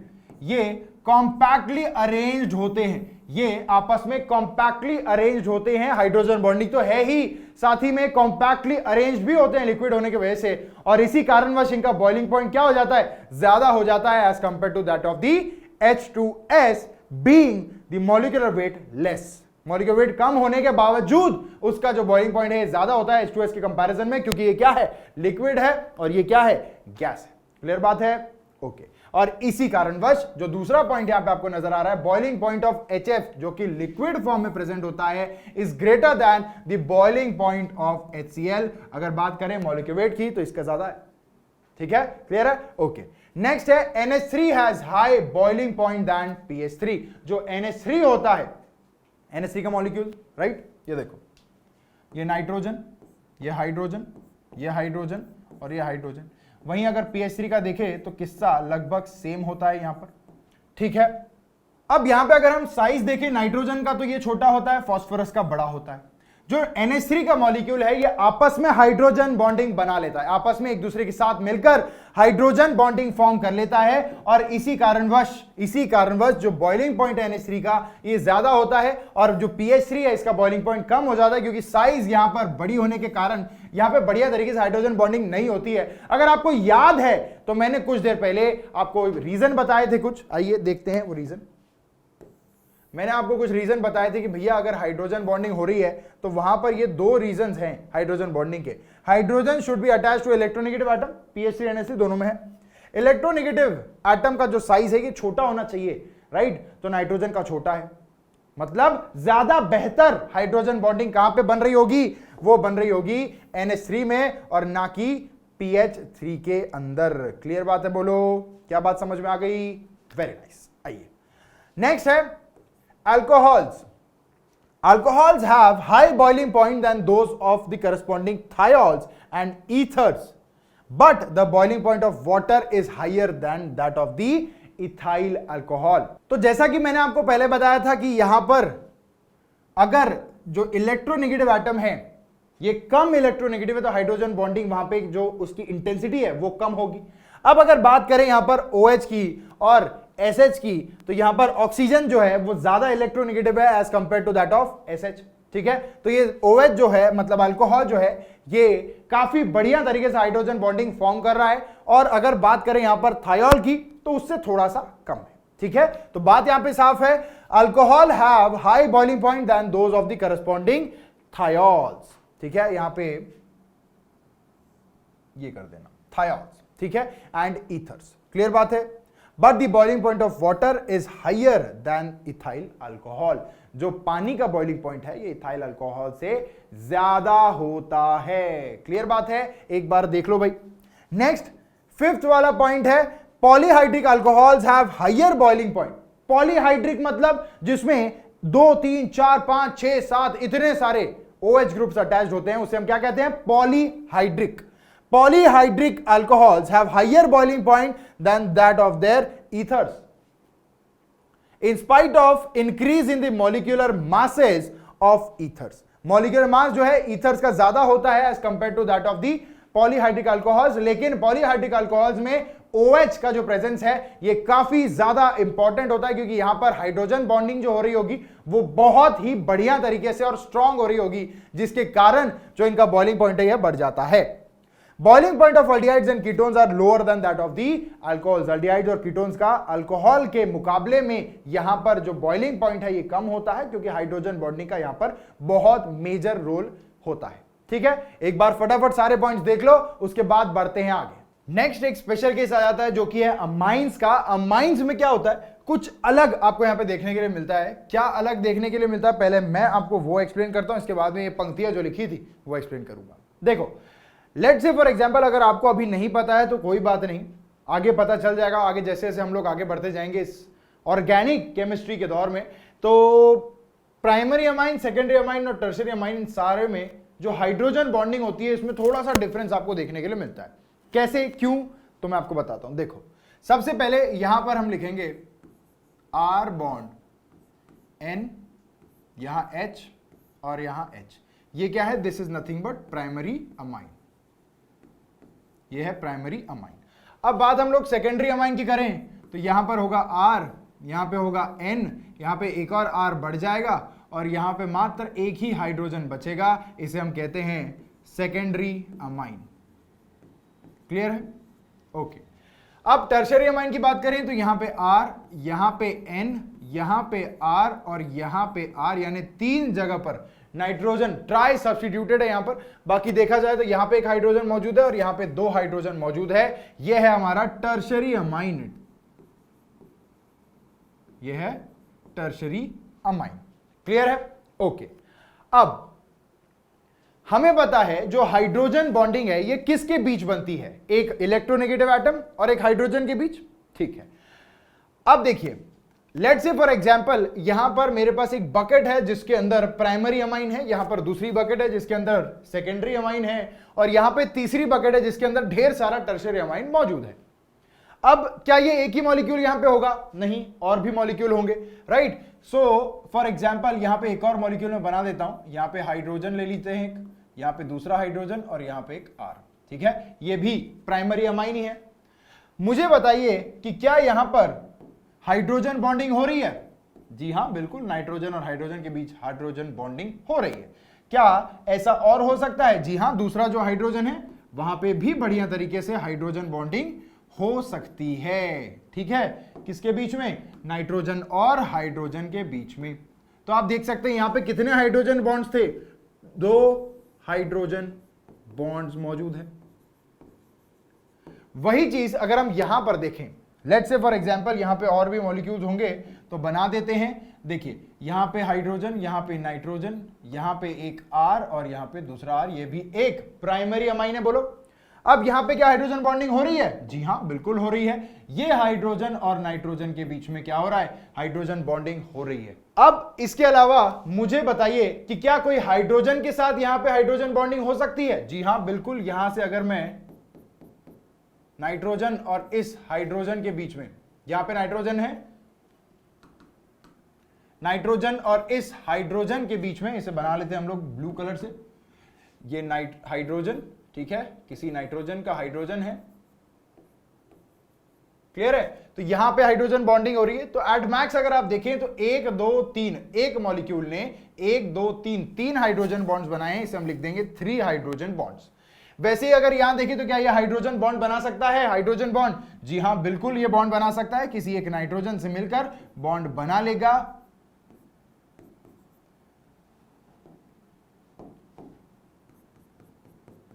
तो यहां पे टोटल हमें देखने को मिल रहे हैं 2 हाइड्रोजन बॉन्ड्स, ठीक है, यहां पे 2 और यहां पे कितने थे? 3। अब अगर बात करें यहां की, तो यहां पे ये जो नाइट्रोजन है, क्या ये किसी के साथ हाइड्रोजन बॉन्ड बना सकता है? जी हां, बिल्कुल बना सकता है। कितने हाइड्रोजन बॉन्ड बनाएगा? मात्र 1 हाइड्रोजन बॉन्ड बनाएगा किसी दूसरे अमाइन के साथ। अगर आप गौर से देख रहे हो तो ये कोई टर्शरी अमाइन थोड़ी ना है, ये तो सेकेंडरी अमाइन है।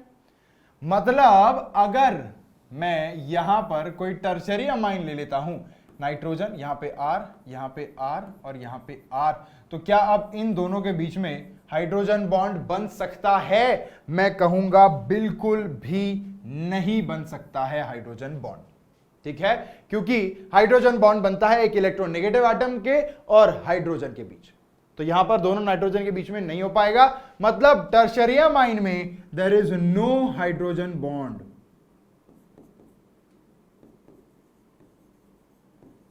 कोई हाइड्रोजन बॉन्ड यहां पे नहीं मिलता है। मतलब अगर हम देखें तो यहां पर जब प्राइमरी था, अमाइन हमारा प्राइमरी था, तब यहां पे हाइड्रोजन बॉन्ड कितने बन रहे थे? 3। जब सेकेंडरी हुआ तब हाइड्रोजन बॉन्ड कितने बन रहे हैं? 2। और जब टर्शरी अमाइन की बात आई तो यहां पे कोई हाइड्रोजन बॉन्डिंग नहीं हो रही। मतलब अमाइंस में ही अगर प्राइमरी सेकेंडरी टर्शरी हम देखें तो यहां पे हाइड्रोजन बॉन्डिंग का जो किस्सा है ये चेंज हो जाता है, वैसा नहीं रहता जैसा कि प्राइमरी में है, सेकेंडरी में बात अलग हो जाती है। अब आप ये लाइंस को काफी बेहतर तरीके से समझ पाएंगे। आइए पढ़ते हैं। The boiling points of primary amine, ये देखो भाई, primary amine and secondary amine. क्यों? क्योंकि ये दोनों के दोनों हाइड्रोजन बॉन्ड बना रहे थे, इसी वजह से are higher than the isomeric tertiary amine. Tertiary amine क्या हाइड्रोजन बॉन्ड बना रहा था? नहीं बना रहा था। Because like water and alcohols, the primary and secondary amines are capable of forming intermolecular, दूसरे किसी मॉलिक्यूल के साथ में हाइड्रोजन बॉन्ड बनाने के लिए ये सक्षम है। कौन? Primary and secondary amines. और वहीं अगर बात करें टर्शरी अमाइंस की, तो ये बिल्कुल यहां पर हाइड्रोजन बॉन्ड नहीं बना पाता है, क्योंकि आपको तो पता ही है, ठीक है। लेकिन टर्शरी अमाइन को अगर हम पानी में डाल दे तो जरूर वो पानी के साथ में एक हाइड्रोजन बॉन्ड बना सकता है। एक मॉलिक्यूल एक ही, केवल एकमात्र हाइड्रोजन बॉन्ड बना सकता है। लेकिन टर्शरी अमाइन किसी दूसरे टर्शरी अमाइन के साथ में हाइड्रोजन बॉन्ड क्या बना पाएगा? नहीं बना पाएगा। क्लियर है? ओके। अब आगे देखिए, capable of forming intermolecular hydrogen bonding but tertiary amine does not. Clear है? Hence in general the boiling point is increased due to the intermolecular hydrogen bonding. Simple सी बात है, हाइड्रोजन बॉन्डिंग की वजह से ही जो बॉइलिंग पॉइंट है ये इंक्रीज हो रहा है।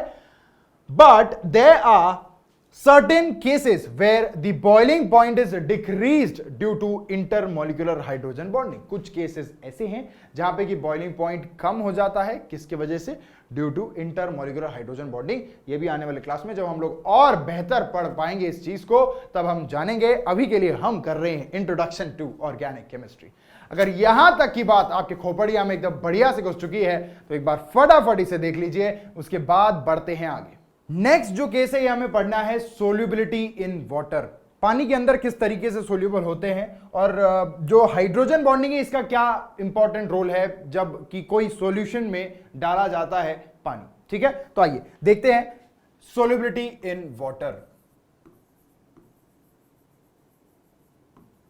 सोल्यूबिलिटी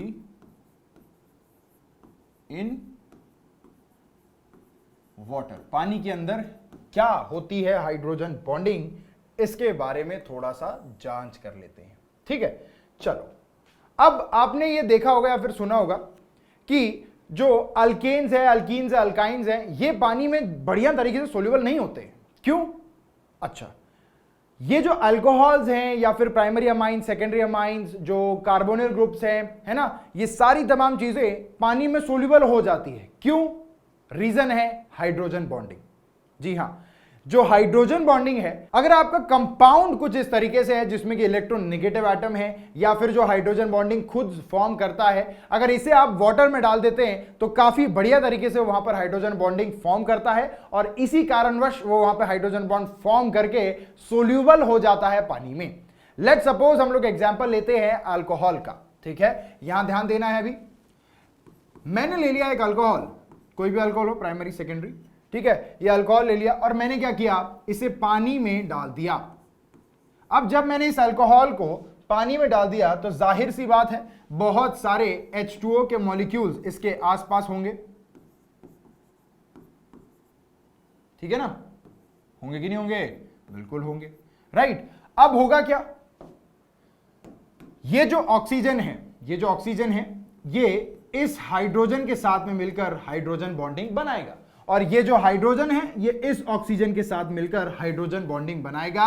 ये दोनों क्या है? These are nothing but hydrogen bonds. अब जैसे ही इसने हाइड्रोजन बॉन्ड यहां पे बना लिया, ये वहां पर अब बढ़िया तरीके से सोल्यूबल होगा। इसीलिए जो लोअर अल्कोहल्स हैं, मैं यहां पर लिख देता हूं, यहां पर लिख देता हूं, lower alcohols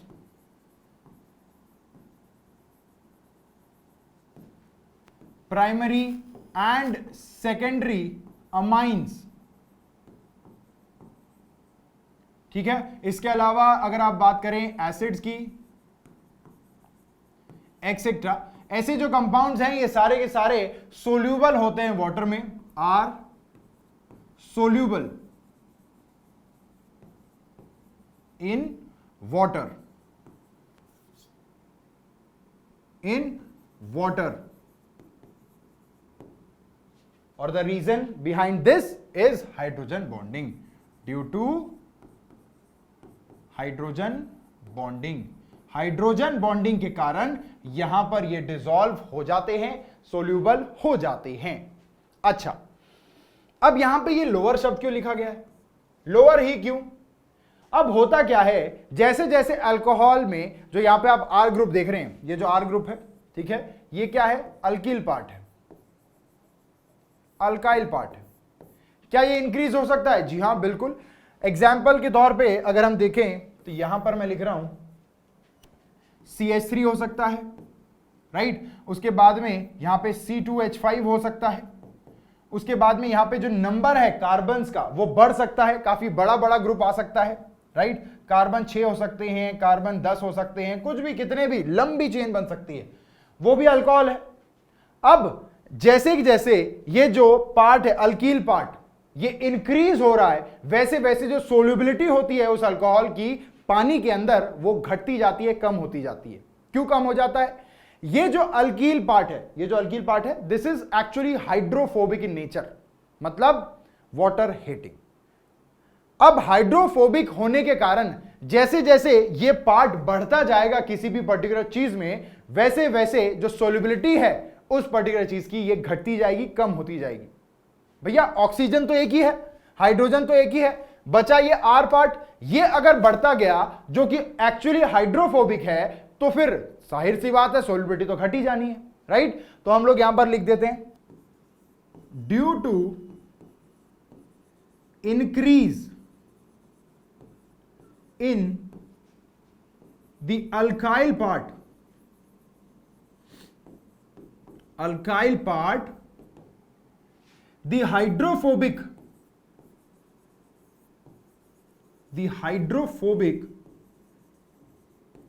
character of hydrophobic character जो होता है किसका? अल्काइल ग्रुप्स का,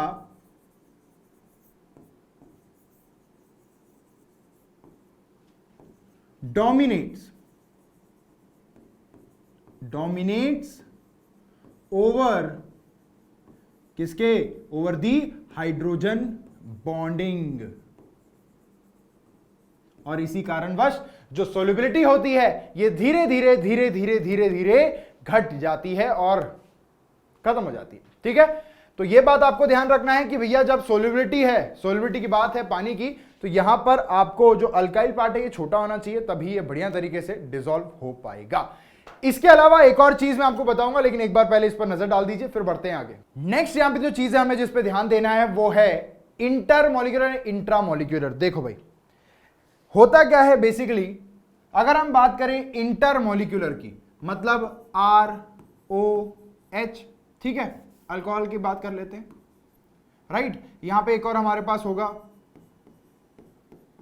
क्लियर है, हाइड्रोजन बॉन्डिंग बन रही होगी इसके बीच में, इसके बीच में, ठीक है, 8 मैक्स, राइट। ये क्या है, ये है इंटरमॉलिक्यूलर, इंटरमॉलिक्यूलर हाइड्रोजन बॉन्डिंग।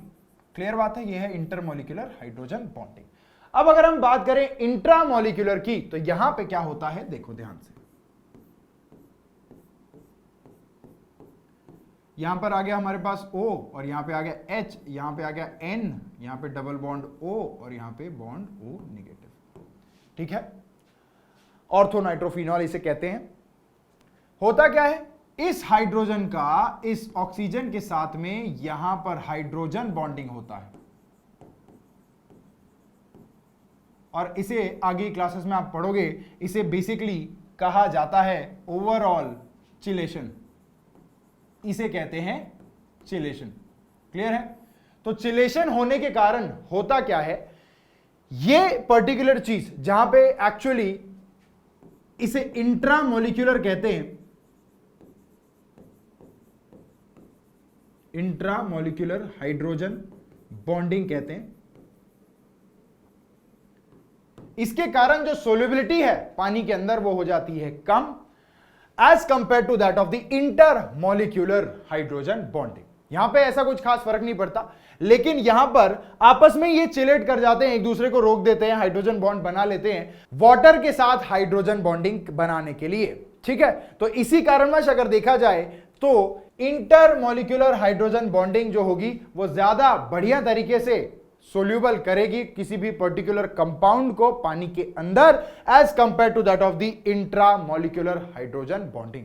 ठीक है, तो थोड़ा सा कंफ्यूजन में भी आपको इसमें हो सकता है, कोई बात नहीं, जैसे जैसे आप प्रैक्टिस करेंगे, जैसे जैसे आप सॉल्व करेंगे चीजों को, जैसे जैसे आपके पास जो दिक्कतें आएंगी उसके आप सॉल्यूशन खुद से ढूंढना स्टार्ट करेंगे, धीरे धीरे ये चीजें आपको समझ में आने लगेगी। अभी के लिए हम लोग बस इंट्रोड्यूस कर रहे हैं ऑर्गेनिक केमिस्ट्री को, ये चिलेशन वाला पार्ट या हाइड्रोजन बॉन्डिंग वाला पार्ट, फलाना ढिमकाना जो भी सब चल रहा है, ये आगे जब बड़े बड़े चैप्टर्स, भारी भारी चैप्टर्स हम लोग पढ़ेंगे तब भी हम लोग इन सबको और डिटेल में पढ़ने वाले हैं। जी हां, अभी मैं बस आपको इंट्रोड्यूस कर रहा हूं कि भैया ऐसा होता है ऑर्गेनिक केमिस्ट्री, ये करना पड़ता है इसमें। ठीक है, तो एक बार फटाफट इसे देख लो, उसके बाद फिर बढ़ते हैं आगे। नेक्स्ट जो प्रॉपर्टी है वो है एड्सॉर्प्शन। इंटरमॉलिक्यूलर हाइड्रोजन बॉन्डिंग की वजह से जो डाइंग होती है कपड़ों में, ठीक है, अब ये कपड़े का कलर देखो, ये ब्लैक है, जरूरी नहीं है ये पहले से ही ब्लैक था, इस पे डाई किया गया हो सकता है, और ये डाई करने के लिए बहुत ज्यादा फायदेमंद होती है ये हाइड्रोजन बॉन्डिंग इंटरमॉलिक्यूलर। ठीक है, तो इंटरमॉलिक्यूलर हाइड्रोजन बॉन्डिंग जो है ये टेक्सटाइल्स पे जो कलर होता है उसके लिए काफी ज्यादा इंपॉर्टेंट होती है। अब बात करें effect of hydrogen bonding on chemical properties, तो जी हां, केमिकल प्रॉपर्टीज भी कई बार अफेक्ट कर जाती है हाइड्रोजन बॉन्डिंग के वजह से, और कहां, कैसे, क्यों, तो मैं आपको अभी थोड़ी देर में बताने वाला हूं। लेट्स से फॉर एग्जांपल मैं एक मॉलिक्यूल ले रहा हूं यहां पे, जिसे हम लोग कहते हैं ये डाइबेंजोइल मीथेन, ये मैं मॉलिक्यूल यहां पे बनाने जा रहा हूं, ध्यान से देखना है। ठीक है, डाइबेंजोइल कहा गया है, यहां पे होता है एक बेंजीन रिंग, यहां पे C डबल बॉन्ड O, यहां पे लगा हुआ है CH2 और यहां पे लगा है C डबल बॉन्ड O और यहां पे लगा है एक और बेंजीन, तो ये क्या हो गया, डाइबेंजोइल मीथेन। क्लियर बात है, ओके। अब होता क्या है, ये बेसिकली इसका कीटो फॉर्म है। कीटो फॉर्म मतलब क्या, जिसमें कीटोन ग्रुप नजर आए, कीटोन ग्रुप मतलब क्या, ये है कीटोन ग्रुप। ठीक है, तो ये कीटोन ग्रुप जहां पे नजर आता है उसे हम कहते हैं कीटोन फॉर्म। अब जब ये फॉर्म चेंज होकर OH बन जाता है, मतलब यहां पर जो डबल बॉन्ड O आपको दिख रहा है ये किस तरीके से बन जाएगा मैं आपको बताता हूं। यहां पर ही ये दोनों फॉर्म्स उसके स्टेबल है। यहां पे C, यहां पे O, यहां पे H, यहां पे बन जाता है डबल बॉन्ड, यहां पे CH और यहां पे C डबल बॉन्ड O, यहां पे बेंजीन रिंग। तो ये है इसका इनॉल फॉर्म। ये डबल बॉन्ड को हम लोग इन करके कहते हैं और ये OH को हम लोग OL के तौर पे जानते हैं, यानी इनॉल फॉर्म। तो this is nothing but keto enol form, keto से इनॉल में, राइट। तो ये चेंजेस होते हैं। अच्छा ठीक है, यहां पर ये जो चीज है ये तो ठीक है, लेकिन यहां पर थोड़ी सी गड़बड़ हो जाती है। और वो गड़बड़ क्या है, वो गड़बड़ मैं आपको बताता हूं। ये जो हाइड्रोजन है, ये हाइड्रोजन बॉन्डिंग कर लेता है इस पर्टिकुलर ऑक्सीजन के साथ। अब जैसे ही ये हाइड्रोजन बॉन्डिंग कर लेता है इस ऑक्सीजन के साथ, तो जो पर्टिकुलर रिएक्शन ये कार्बोनिल ग्रुप देने वाला होता है किसी भी पर्टिकुलर रिएजेंट के साथ में, वो नहीं दे पाता है। ठीक है, कोई भी फलाना ढिमकाना कोई रिएक्शन होगी जो कि कार्बोनिल ग्रुप्स के साथ होती होगी, वो यहां पर नहीं हो पाती है because of this hydrogen bonding. तो यह हाइड्रोजन बॉन्डिंग के कारण होता क्या है, यहां पर जो रिएक्शन है जो होनी चाहिए थी वो नहीं होती। अब मे भी शायद आपको ये पंक्तियां समझ में आए। The presence of hydrogen bond also affect the chemical property of certain compounds. For example, the dibenzoyl methane does not give normal reaction. देखो जैसे कि मैं आपको कह रहा था, नॉर्मल रिएक्शन नहीं देती है of carbonyl group, that is it does not add HCN या फिर NaSO3 etcetera. This is due to the formation of hydrogen bond. देखो हाइड्रोजन बॉन्डिंग की वजह से ऐसा हो रहा है, जो कि टाई कर देता है, बिजी कर देता है कार्बोनिल ग्रुप को, और इसी कारण ये कार्बोनिल ग्रुप अब फर्दर HCN के साथ या फिर NaHSO3 के साथ में रिएक्शन नहीं दे पाता है, जो कि उसने एक्चुअली देनी चाहिए थी।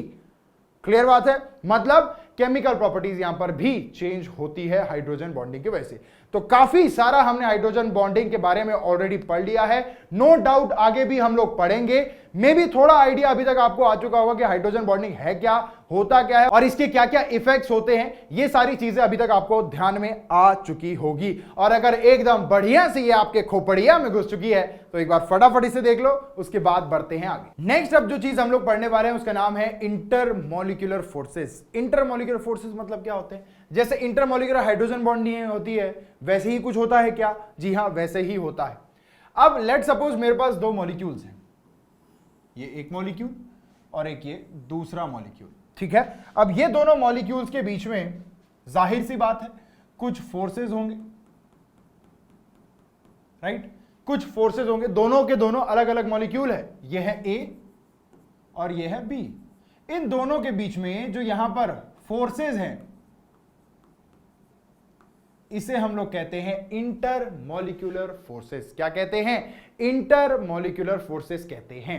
दो अलग अलग मॉलिक्यूल्स के बीच के फोर्सेस को इंटरमॉलिक्यूलर फोर्सेस। जैसे दो अलग अलग देश के बीच में हो रही क्रिकेट मैच को हम लोग कहते हैं इंटरनेशनल मैच, वैसे ही हम लोग दो अलग अलग मॉलिक्यूल्स के बीच में हो रहे फोर्सेस को कहते हैं इंटरमॉलिक्यूलर फोर्सेस। क्लियर बात है? ओके, अब देखो भाई आगे, in non ionic compounds, non ionic से इनका बोलने का मतलब क्या है कि जहां पर आयंस प्रेजेंट नहीं है, समझ रहे हो, जिसमें आयंस नहीं है। अब आयंस होंगे तो सीधी सी बात है अट्रैक्शन वगैरह तो होना ही है, राइट? लेकिन ऐसे कंपाउंड्स जिनमें कोई भी आयनिक कैरेक्टर नहीं है, in non ionic compounds such as organic compounds, the structural units are molecules. Basically जो molecule है वही उसका structural unit होता है। The forces holding these molecules together are generally weak and are of three types. ये forces जो होते हैं जो आपस में molecules को बांध के रखते हैं, ये काफी weak होते हैं और ये तीन अलग अलग प्रकार के होते हैं। कौन से है वो प्रकार? तो सबसे पहला है dipole dipole attraction. Dipole dipole attraction मतलब क्या? डाइपोल मतलब पॉजिटिव निगेटिव, और दूसरे बार डायपोल लिखा है मतलब एक और पॉजिटिव नेगेटिव। क्या ऐसा कुछ मॉलिक्यूल होगा? जी हां, ऐसा ही होता है। और क्या इनके बीच के फोर्सेस की बात हो रही है? जी हां, इनके बीच के फोर्सेस की ही बात हो रही है और उसे कहा जाता है डाइपोल डाइपोल फोर्सेस। ठीक है, इसके बारे में भी आगे आप बहुत ज्यादा डिटेल में पढ़ेंगे। ठीक है, जब स्टेट्स ऑफ मैटर वाला चैप्टर हम लोग पढ़ेंगे उसमें भी डिटेल में पढ़ेंगे। डाइपोल डाइपोल अट्रैक्शन क्या है? इन पोलर मॉलिक्यूल्स। अब अगर बात करें हम लोग पोलर मॉलिक्यूल्स की, जैसे let's say for example NaCl आपने देखा होगा NaCl को अगर आप ब्रेक डाउन करो तो Na पॉजिटिव और Cl नेगेटिव के तौर पे पाया जाता है, ठीक है, Na positive and Cl negative के तौर पे पाया जाता है। अब देखिए आगे, the positive end of one molecule is attracted by the negative end of the another molecule. क्या यहां पे यही हो रहा है? ये है पॉजिटिव एंड, ये है इसका नेगेटिव एंड। क्या ये आपस में अट्रैक्शन कर रहे हैं? जी हां, कर रहे हैं। As a result of this dipole-dipole attraction, polar molecules are held to each other. ये जो polar molecules होते हैं ये आपस में एक दूसरे के पास होते हैं, ठीक है। नेक्स्ट है hydrogen bonding. Intermolecular hydrogen bonding brings association of the molecule, जो कि हमने बेहद बढ़िया तरीके से अभी बहुत ज्यादा डिटेल में पढ़ लिया है, राइट। तो अभी वापस से पढ़ने में कोई मतलब नहीं है। Intermolecular hydrogen bonding brings association of the molecules and thus increases the melting and boiling point of the compound. जाहिर सी बात है, हाइड्रोजन बॉन्डिंग बनती है, आपस में ये अपने आप को पकड़ लेते हैं और जब ये अपने आप के बीच का जो फोर्स है उसे स्ट्रांग कर लेते हैं, तो अब यहां पर यदि आप उसे बॉयल करना चाहो या फिर आप मेल्ट करना चाहो तो अब आपको थोड़ी सी दिक्कत होगी। क्यों? क्योंकि वो काफी अच्छे से अब एक में एक को जकड़ लिए हैं। इसी कारणवश वो जो बॉन्ड है उसे तोड़ने में एक्स्ट्रा एनर्जी लगेगी और यही एक्स्ट्रा एनर्जी ले जाती है आपके मेल्टिंग पॉइंट को और भी ज्यादा ऊपर। इसीलिए कहा गया है कि मेल्टिंग पॉइंट और बॉइलिंग पॉइंट क्या हो जाता है? इंक्रीज हो जाता है। Due to what?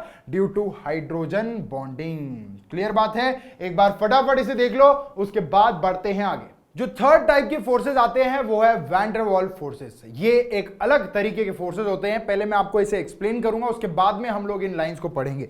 देखो भाई, सबसे पहले तो जैसे कि आपको पता है यहां पर दो मॉलिक्यूल्स के बीच की बात चल रही है, तो जाहिर सी बात है हम लोग सबसे पहले यहां पर दो मॉलिक्यूल्स बना लेते हैं भाई। ये इसका न्यूक्लियस हो गया, ठीक है, और ये हो गया इसका बाहर का ऑर्बिट, ठीक है। ये एक हो गया हमारा एटम। इसको क्या हम लोग कॉपी कर सकते हैं?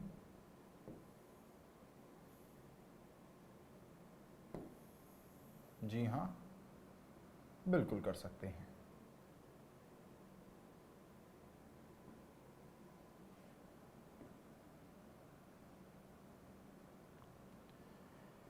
तो ये है हमारा एटम ए और ये है हमारा एटम बी।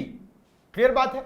अच्छा, ये है इसका क्या है? ये भैया ये न्यूक्लियस है, ठीक है। यहां पर ये है बी का न्यूक्लियस। ओके, न्यूक्लियस के अंदर कौन सा चार्ज होता है बताना जरा? न्यूक्लियस के अंदर होता है पॉजिटिव चार्ज। यहां पे भी आएगा पॉजिटिव चार्ज। और जो ऑर्बिट होते हैं इसमें क्या होता है? इसमें इलेक्ट्रॉन्स होते हैं जिनमें होता है नेगेटिव चार्ज, मतलब हम लोग कह सकते हैं बेसिकली नेगेटिव चार्ज, ठीक है। यहां पे भी है तो यहां पे भी होगा इलेक्ट्रॉन्स, इन पे है नेगेटिव चार्ज। अब होता क्या है मुझे ये बताइए, क्या आपको पता है? डेफिनेटली पता होगा कि पॉजिटिव और नेगेटिव के बीच में अट्रैक्शन होता है। डेफिनेटली पता होगा कि पॉजिटिव चार्ज और नेगेटिव चार्ज के बीच में फोर्सेस ऑफ अट्रैक्शन होते हैं, आपस में ये दोनों एक दूसरे को अट्रैक्ट करते हैं। और आपने कई बार सुना होगा like poles repel each other and unlike poles attract each other, right? Okay, अब क्योंकि यहां पर बीच में पॉजिटिव चार्ज मौजूद है, यहां पर भी बीच में पॉजिटिव चार्ज मौजूद है, तो क्या ये पॉजिटिव पॉजिटिव एक में को अट्रैक्ट करेंगे? नहीं, ये क्या करेंगे? रिपेल करेंगे एक दूसरे को। यस और नो?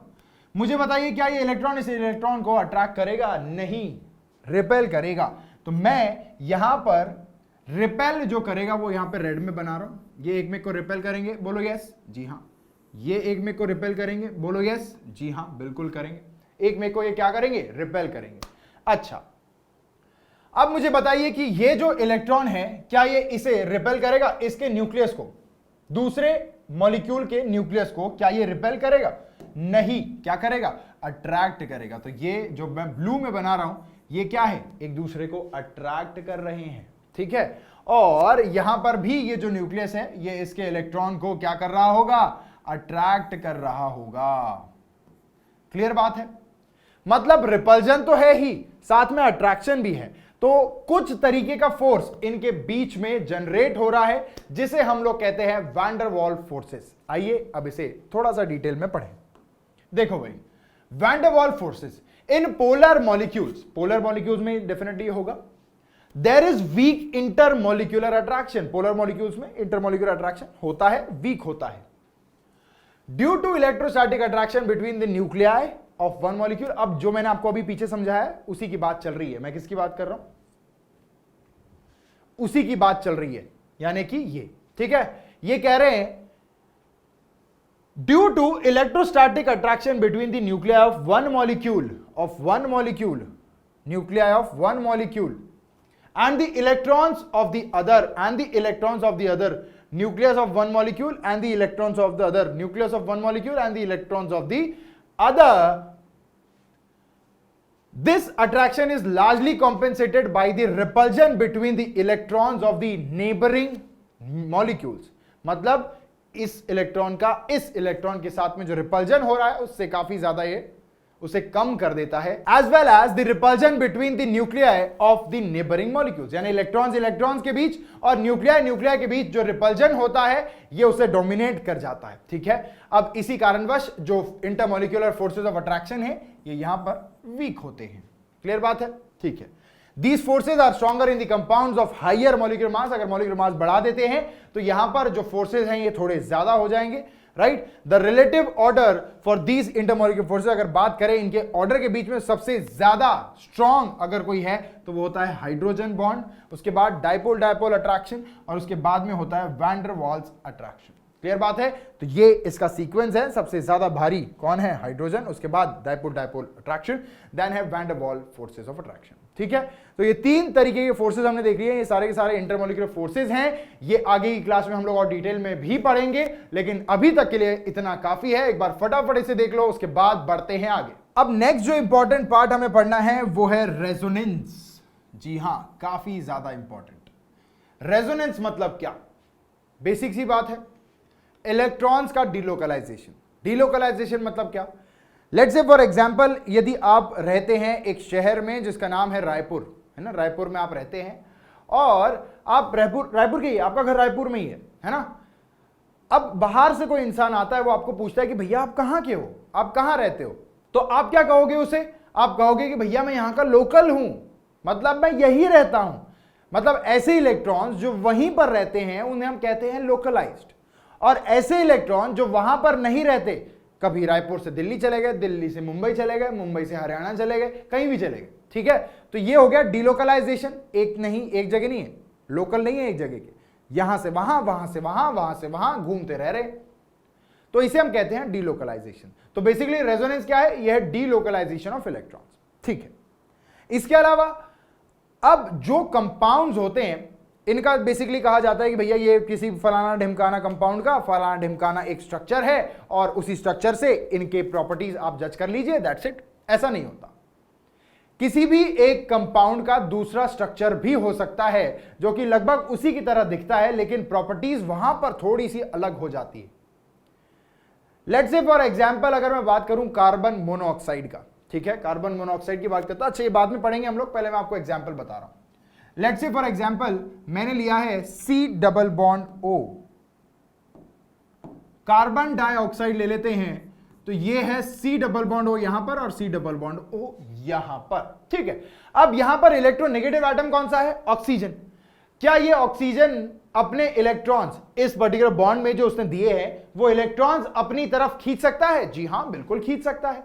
अच्छा, क्या यहां पर ये जो डबल बॉन्ड है ये उड़कर यहां जा सकता है, क्या डिलोकलाइज हो सकता है, जी हां बिल्कुल हो सकता है, because of vacant D orbitals, ठीक है। तो ये बिल्कुल यहां से यहां जा सकता है, और जैसे ही ये यहां से यहां जाता है क्या होता है मैं आपको बताता हूं। यहां पर इसका स्ट्रक्चर अब कुछ इस तरीके से दिखने लगेगा, यहां पर ऑक्सीजन, यहां पे कार्बन, राइट, ये बॉन्ड तो टूट चुका, और यहां पे आ गया है ट्रिपल बॉन्ड O, और यहां पे आएगा पॉजिटिव चार्ज, यहां पे नेगेटिव चार्ज, ठीक है। तो ये हो गया एक स्ट्रक्चर इसका। दूसरा स्ट्रक्चर कैसा होगा, ऐसे ही होगा, बस सेम तरीके से, यहां पे ऑक्सीजन, यहां पे 3 बॉन्ड बन गए, यहां पे कार्बन, यहां पे ऑक्सीजन, यहां negative charge, that's it, clear है। यहां ऑक्सीजन के टकले पे क्या है, पॉजिटिव चार्ज है, यहां पे नेगेटिव चार्ज है, सिंपल है ना। अब यहां पे पहले तो हमें दिख रहा था कि भैया ये तो कहीं पर इसके चार्जेस नहीं थे, तो ये क्या तुरंत में अटैक कर सकता है किसी पर भी? नहीं कर पाएगा, क्योंकि यहां पे चार्जेस नहीं है। लेकिन जैसे ही हमने यहां पर रेजोनेंस करवाया, अब यहां पे नेगेटिव चार्ज और पॉजिटिव चार्ज है। अब ये नेगेटिव चार्ज बेहतरीन तरीके से किसी भी आने वाले रिएजेंट के ऊपर अटैक कर सकता है। ठीक है, तो यहां पर हमें ये एक बात तो समझ में आ गई कि किसी भी कंपाउंड के बारे में हम लोग किसी एक स्ट्रक्चर से नहीं बताते, जैसे जैसे वो रेजोनेंस करता है उसकी थोड़ी थोड़ी प्रॉपर्टीज चेंज होती रहती है। अब बात अगर करें हम लोग बेंजीन की, अच्छा चलो ये पढ़ लेते थोड़ा। द फिनोमेनॉन इन विच रेजोनेंस क्या है ये बता रहे हैं। मैंने आपको हिंदी में समझा दिया है ऑलरेडी, आई होप आपको ये इंग्लिश भी समझ में आ जाएगी। द फिनोमेनॉन इन विच 2 और more structures can be written for a compound, किसी एक कंपाउंड के लिए 2 या 2 से ज्यादा स्ट्रक्चर्स जब लिखे जाते हैं उसे हम लोग रेजोनेंस कहते हैं। But none of them represents it accurately is referred to as resonance. आपने देखा होगा CO2 का जो स्ट्रक्चर मैंने बनाया था उसके बाद में जो मैंने उसके रेजोनेटिंग स्ट्रक्चर्स बनाए थे, अच्छा जो ये दूसरे स्ट्रक्चर्स होते हैं उन्हें क्या कहते हैं? रेजोनेटिंग स्ट्रक्चर्स कहते हैं। तो जो रेजोनेटिंग स्ट्रक्चर्स मैंने बनाए थे, या फिर आप इन्हें कैनोनिकल फॉर्म्स कह सकते हैं इनके, तो ये जो स्ट्रक्चर्स मैंने बनाए थे क्या वो उसके ओरिजिनल वाले CO2 के जैसे नजर आ रहे थे? नहीं, लेकिन है वो CO2 ही। ठीक है, वो है CO2 ही लेकिन दिखता नहीं है उसके जैसा। हाँ, right, is refer to as resonance. Let's say for example अगर मैं बेंजीन की बात करूं, तो आपने देखा होगा बेंजीन में कुछ इस तरीके से डबल बॉन्ड्स होते हैं। अब जाहिर सी बात है यहां पर रेजोनेंस हो रहा होगा। रेजोनेंस कहां होता है? रेजोनेंस होता है सिंगल और डबल बॉन्ड के बीच में। अगर अल्टरनेट पोजीशन पे सिंगल और डबल बॉन्ड मौजूद है तो वहां पे होगा। ठीक है, डबल बॉन्ड है तो वहां पे भी हो जाएगा। ठीक है, अब ध्यान से देखो क्या हो रहा है। ये जो डबल बॉन्ड है ये रेजोनेट करके यहां जाएगा, शिफ्ट हो जाएगा। ये जैसे ही यहां शिफ्ट होगा ये इधर से इधर जाएगा, और ये डबल बॉन्ड जो है ये इधर से इधर जाएगा। ध्यान से देखना है मैं क्या कर रहा हूं। सबसे पहले मैं यहां पर एक साइक्लिक रिंग बना रहा हूं 6 मेंबर्ड। ठीक है, अब ये जो डबल बॉन्ड पहले यहां था ये शिफ्ट कर गया, यहां आ गया, तो मैंने इसे क्या बना दिया? यहां बना दिया। जो पहले यहां था वो अब कहां शिफ्ट होके इस तरफ आ चुका है, तो मैंने उसे यहां बना दिया। बात समझ में आ रही है? ठीक है, अब ये वाला जो डबल बॉन्ड था उसे मैंने शिफ्ट करके यहां लाया, तो अब ये भी यहां आ गया है। ये भी बेंजीन है, ये भी बेंजीन, लेकिन ये इसका एक दूसरा स्ट्रक्चर है, एक रेजोनेटिंग फॉर्म है, एक कैनोनिकल स्ट्रक्चर है, चाहे आप जो मर्जी कह लो। ठीक है, तो इस तरीके से यहां पर रेजोनेंस होता है। क्या बात समझ में आ रही है? और भी बेहतरीन एग्जाम्पल्स हैं, मैं आपको बताऊंगा जरूर। देखो, लेट्स से फॉर एग्जांपल मेरे पास में यहां पर है एक कंपाउंड CH2 डबल बॉन्ड, यहां पे कार्बन, यहां पे हाइड्रोजन, यहां पे सिंगल बॉन्ड, यहां पे CH, यहां पर डबल बॉन्ड CH2। क्या यहां पे रेजोनेंस हो सकता है? जी हां, बिल्कुल हो सकता है। Double bond single bond double bond हो सकता है? जी हां, बिल्कुल। कैसे होगा भाई? चलो करके देखते हैं। ये डबल बॉन्ड इधर शिफ्ट होगा? जी हां, बिल्कुल होगा। जैसे ही ये डबल बॉन्ड यहां शिफ्ट होगा, ये डबल बॉन्ड इस कार्बन के ऊपर अपने इलेक्ट्रॉन्स फेंक देगा, और ये किस तरीके से अब नजर आएगा आइए देखें। CH2, राइट, यहां पे अब ये डबल बॉन्ड तो चला गया था तो सिंगल बॉन्ड आ गया। अब सिंगल बॉन्ड आ गया तो यहां पर क्या है? एक्सेस ऑफ इलेक्ट्रॉन्स है, तो यहां पर आ गया नेगेटिव चार्ज। नेगेटिव चार्ज आएगा, पॉजिटिव चार्ज आएगा, पॉजिटिव चार्ज आएगा, क्योंकि पहले यहां पर आप देख सकते हैं कितने बॉन्ड्स थे। कार्बन कितने बॉन्ड बनाता है? 4 बॉन्ड बनाता है। यहां पर 4 बॉन्ड बनाए थे कि कार्बन ने? जी हां, बिल्कुल। 1 2 ये डबल बॉन्ड के, और इस हाइड्रोजन के साथ में 2 बॉन्ड, टोटल 4। अब जैसे ही मैंने इस एक बॉन्ड को यहां पर शिफ्ट कर दिया, रेजोनेट कर दिया, तो अब यहां पे टोटल कितने बॉन्ड बचे हैं? केवल 3। तो यहां पे हो गई कमी इलेक्ट्रॉन की, तो आया पॉजिटिव चार्ज। ध्यान रखना है, यही छोटी छोटी गलतियां हम लोग एग्जाम में करते हैं और सारा सत्यानाश करके आ जाते हैं, वो नहीं करना है। अब यहां पे क्या है? CH। अब ये डबल बॉन्ड यहां शिफ्ट हो गया तो यहां पे आ गया।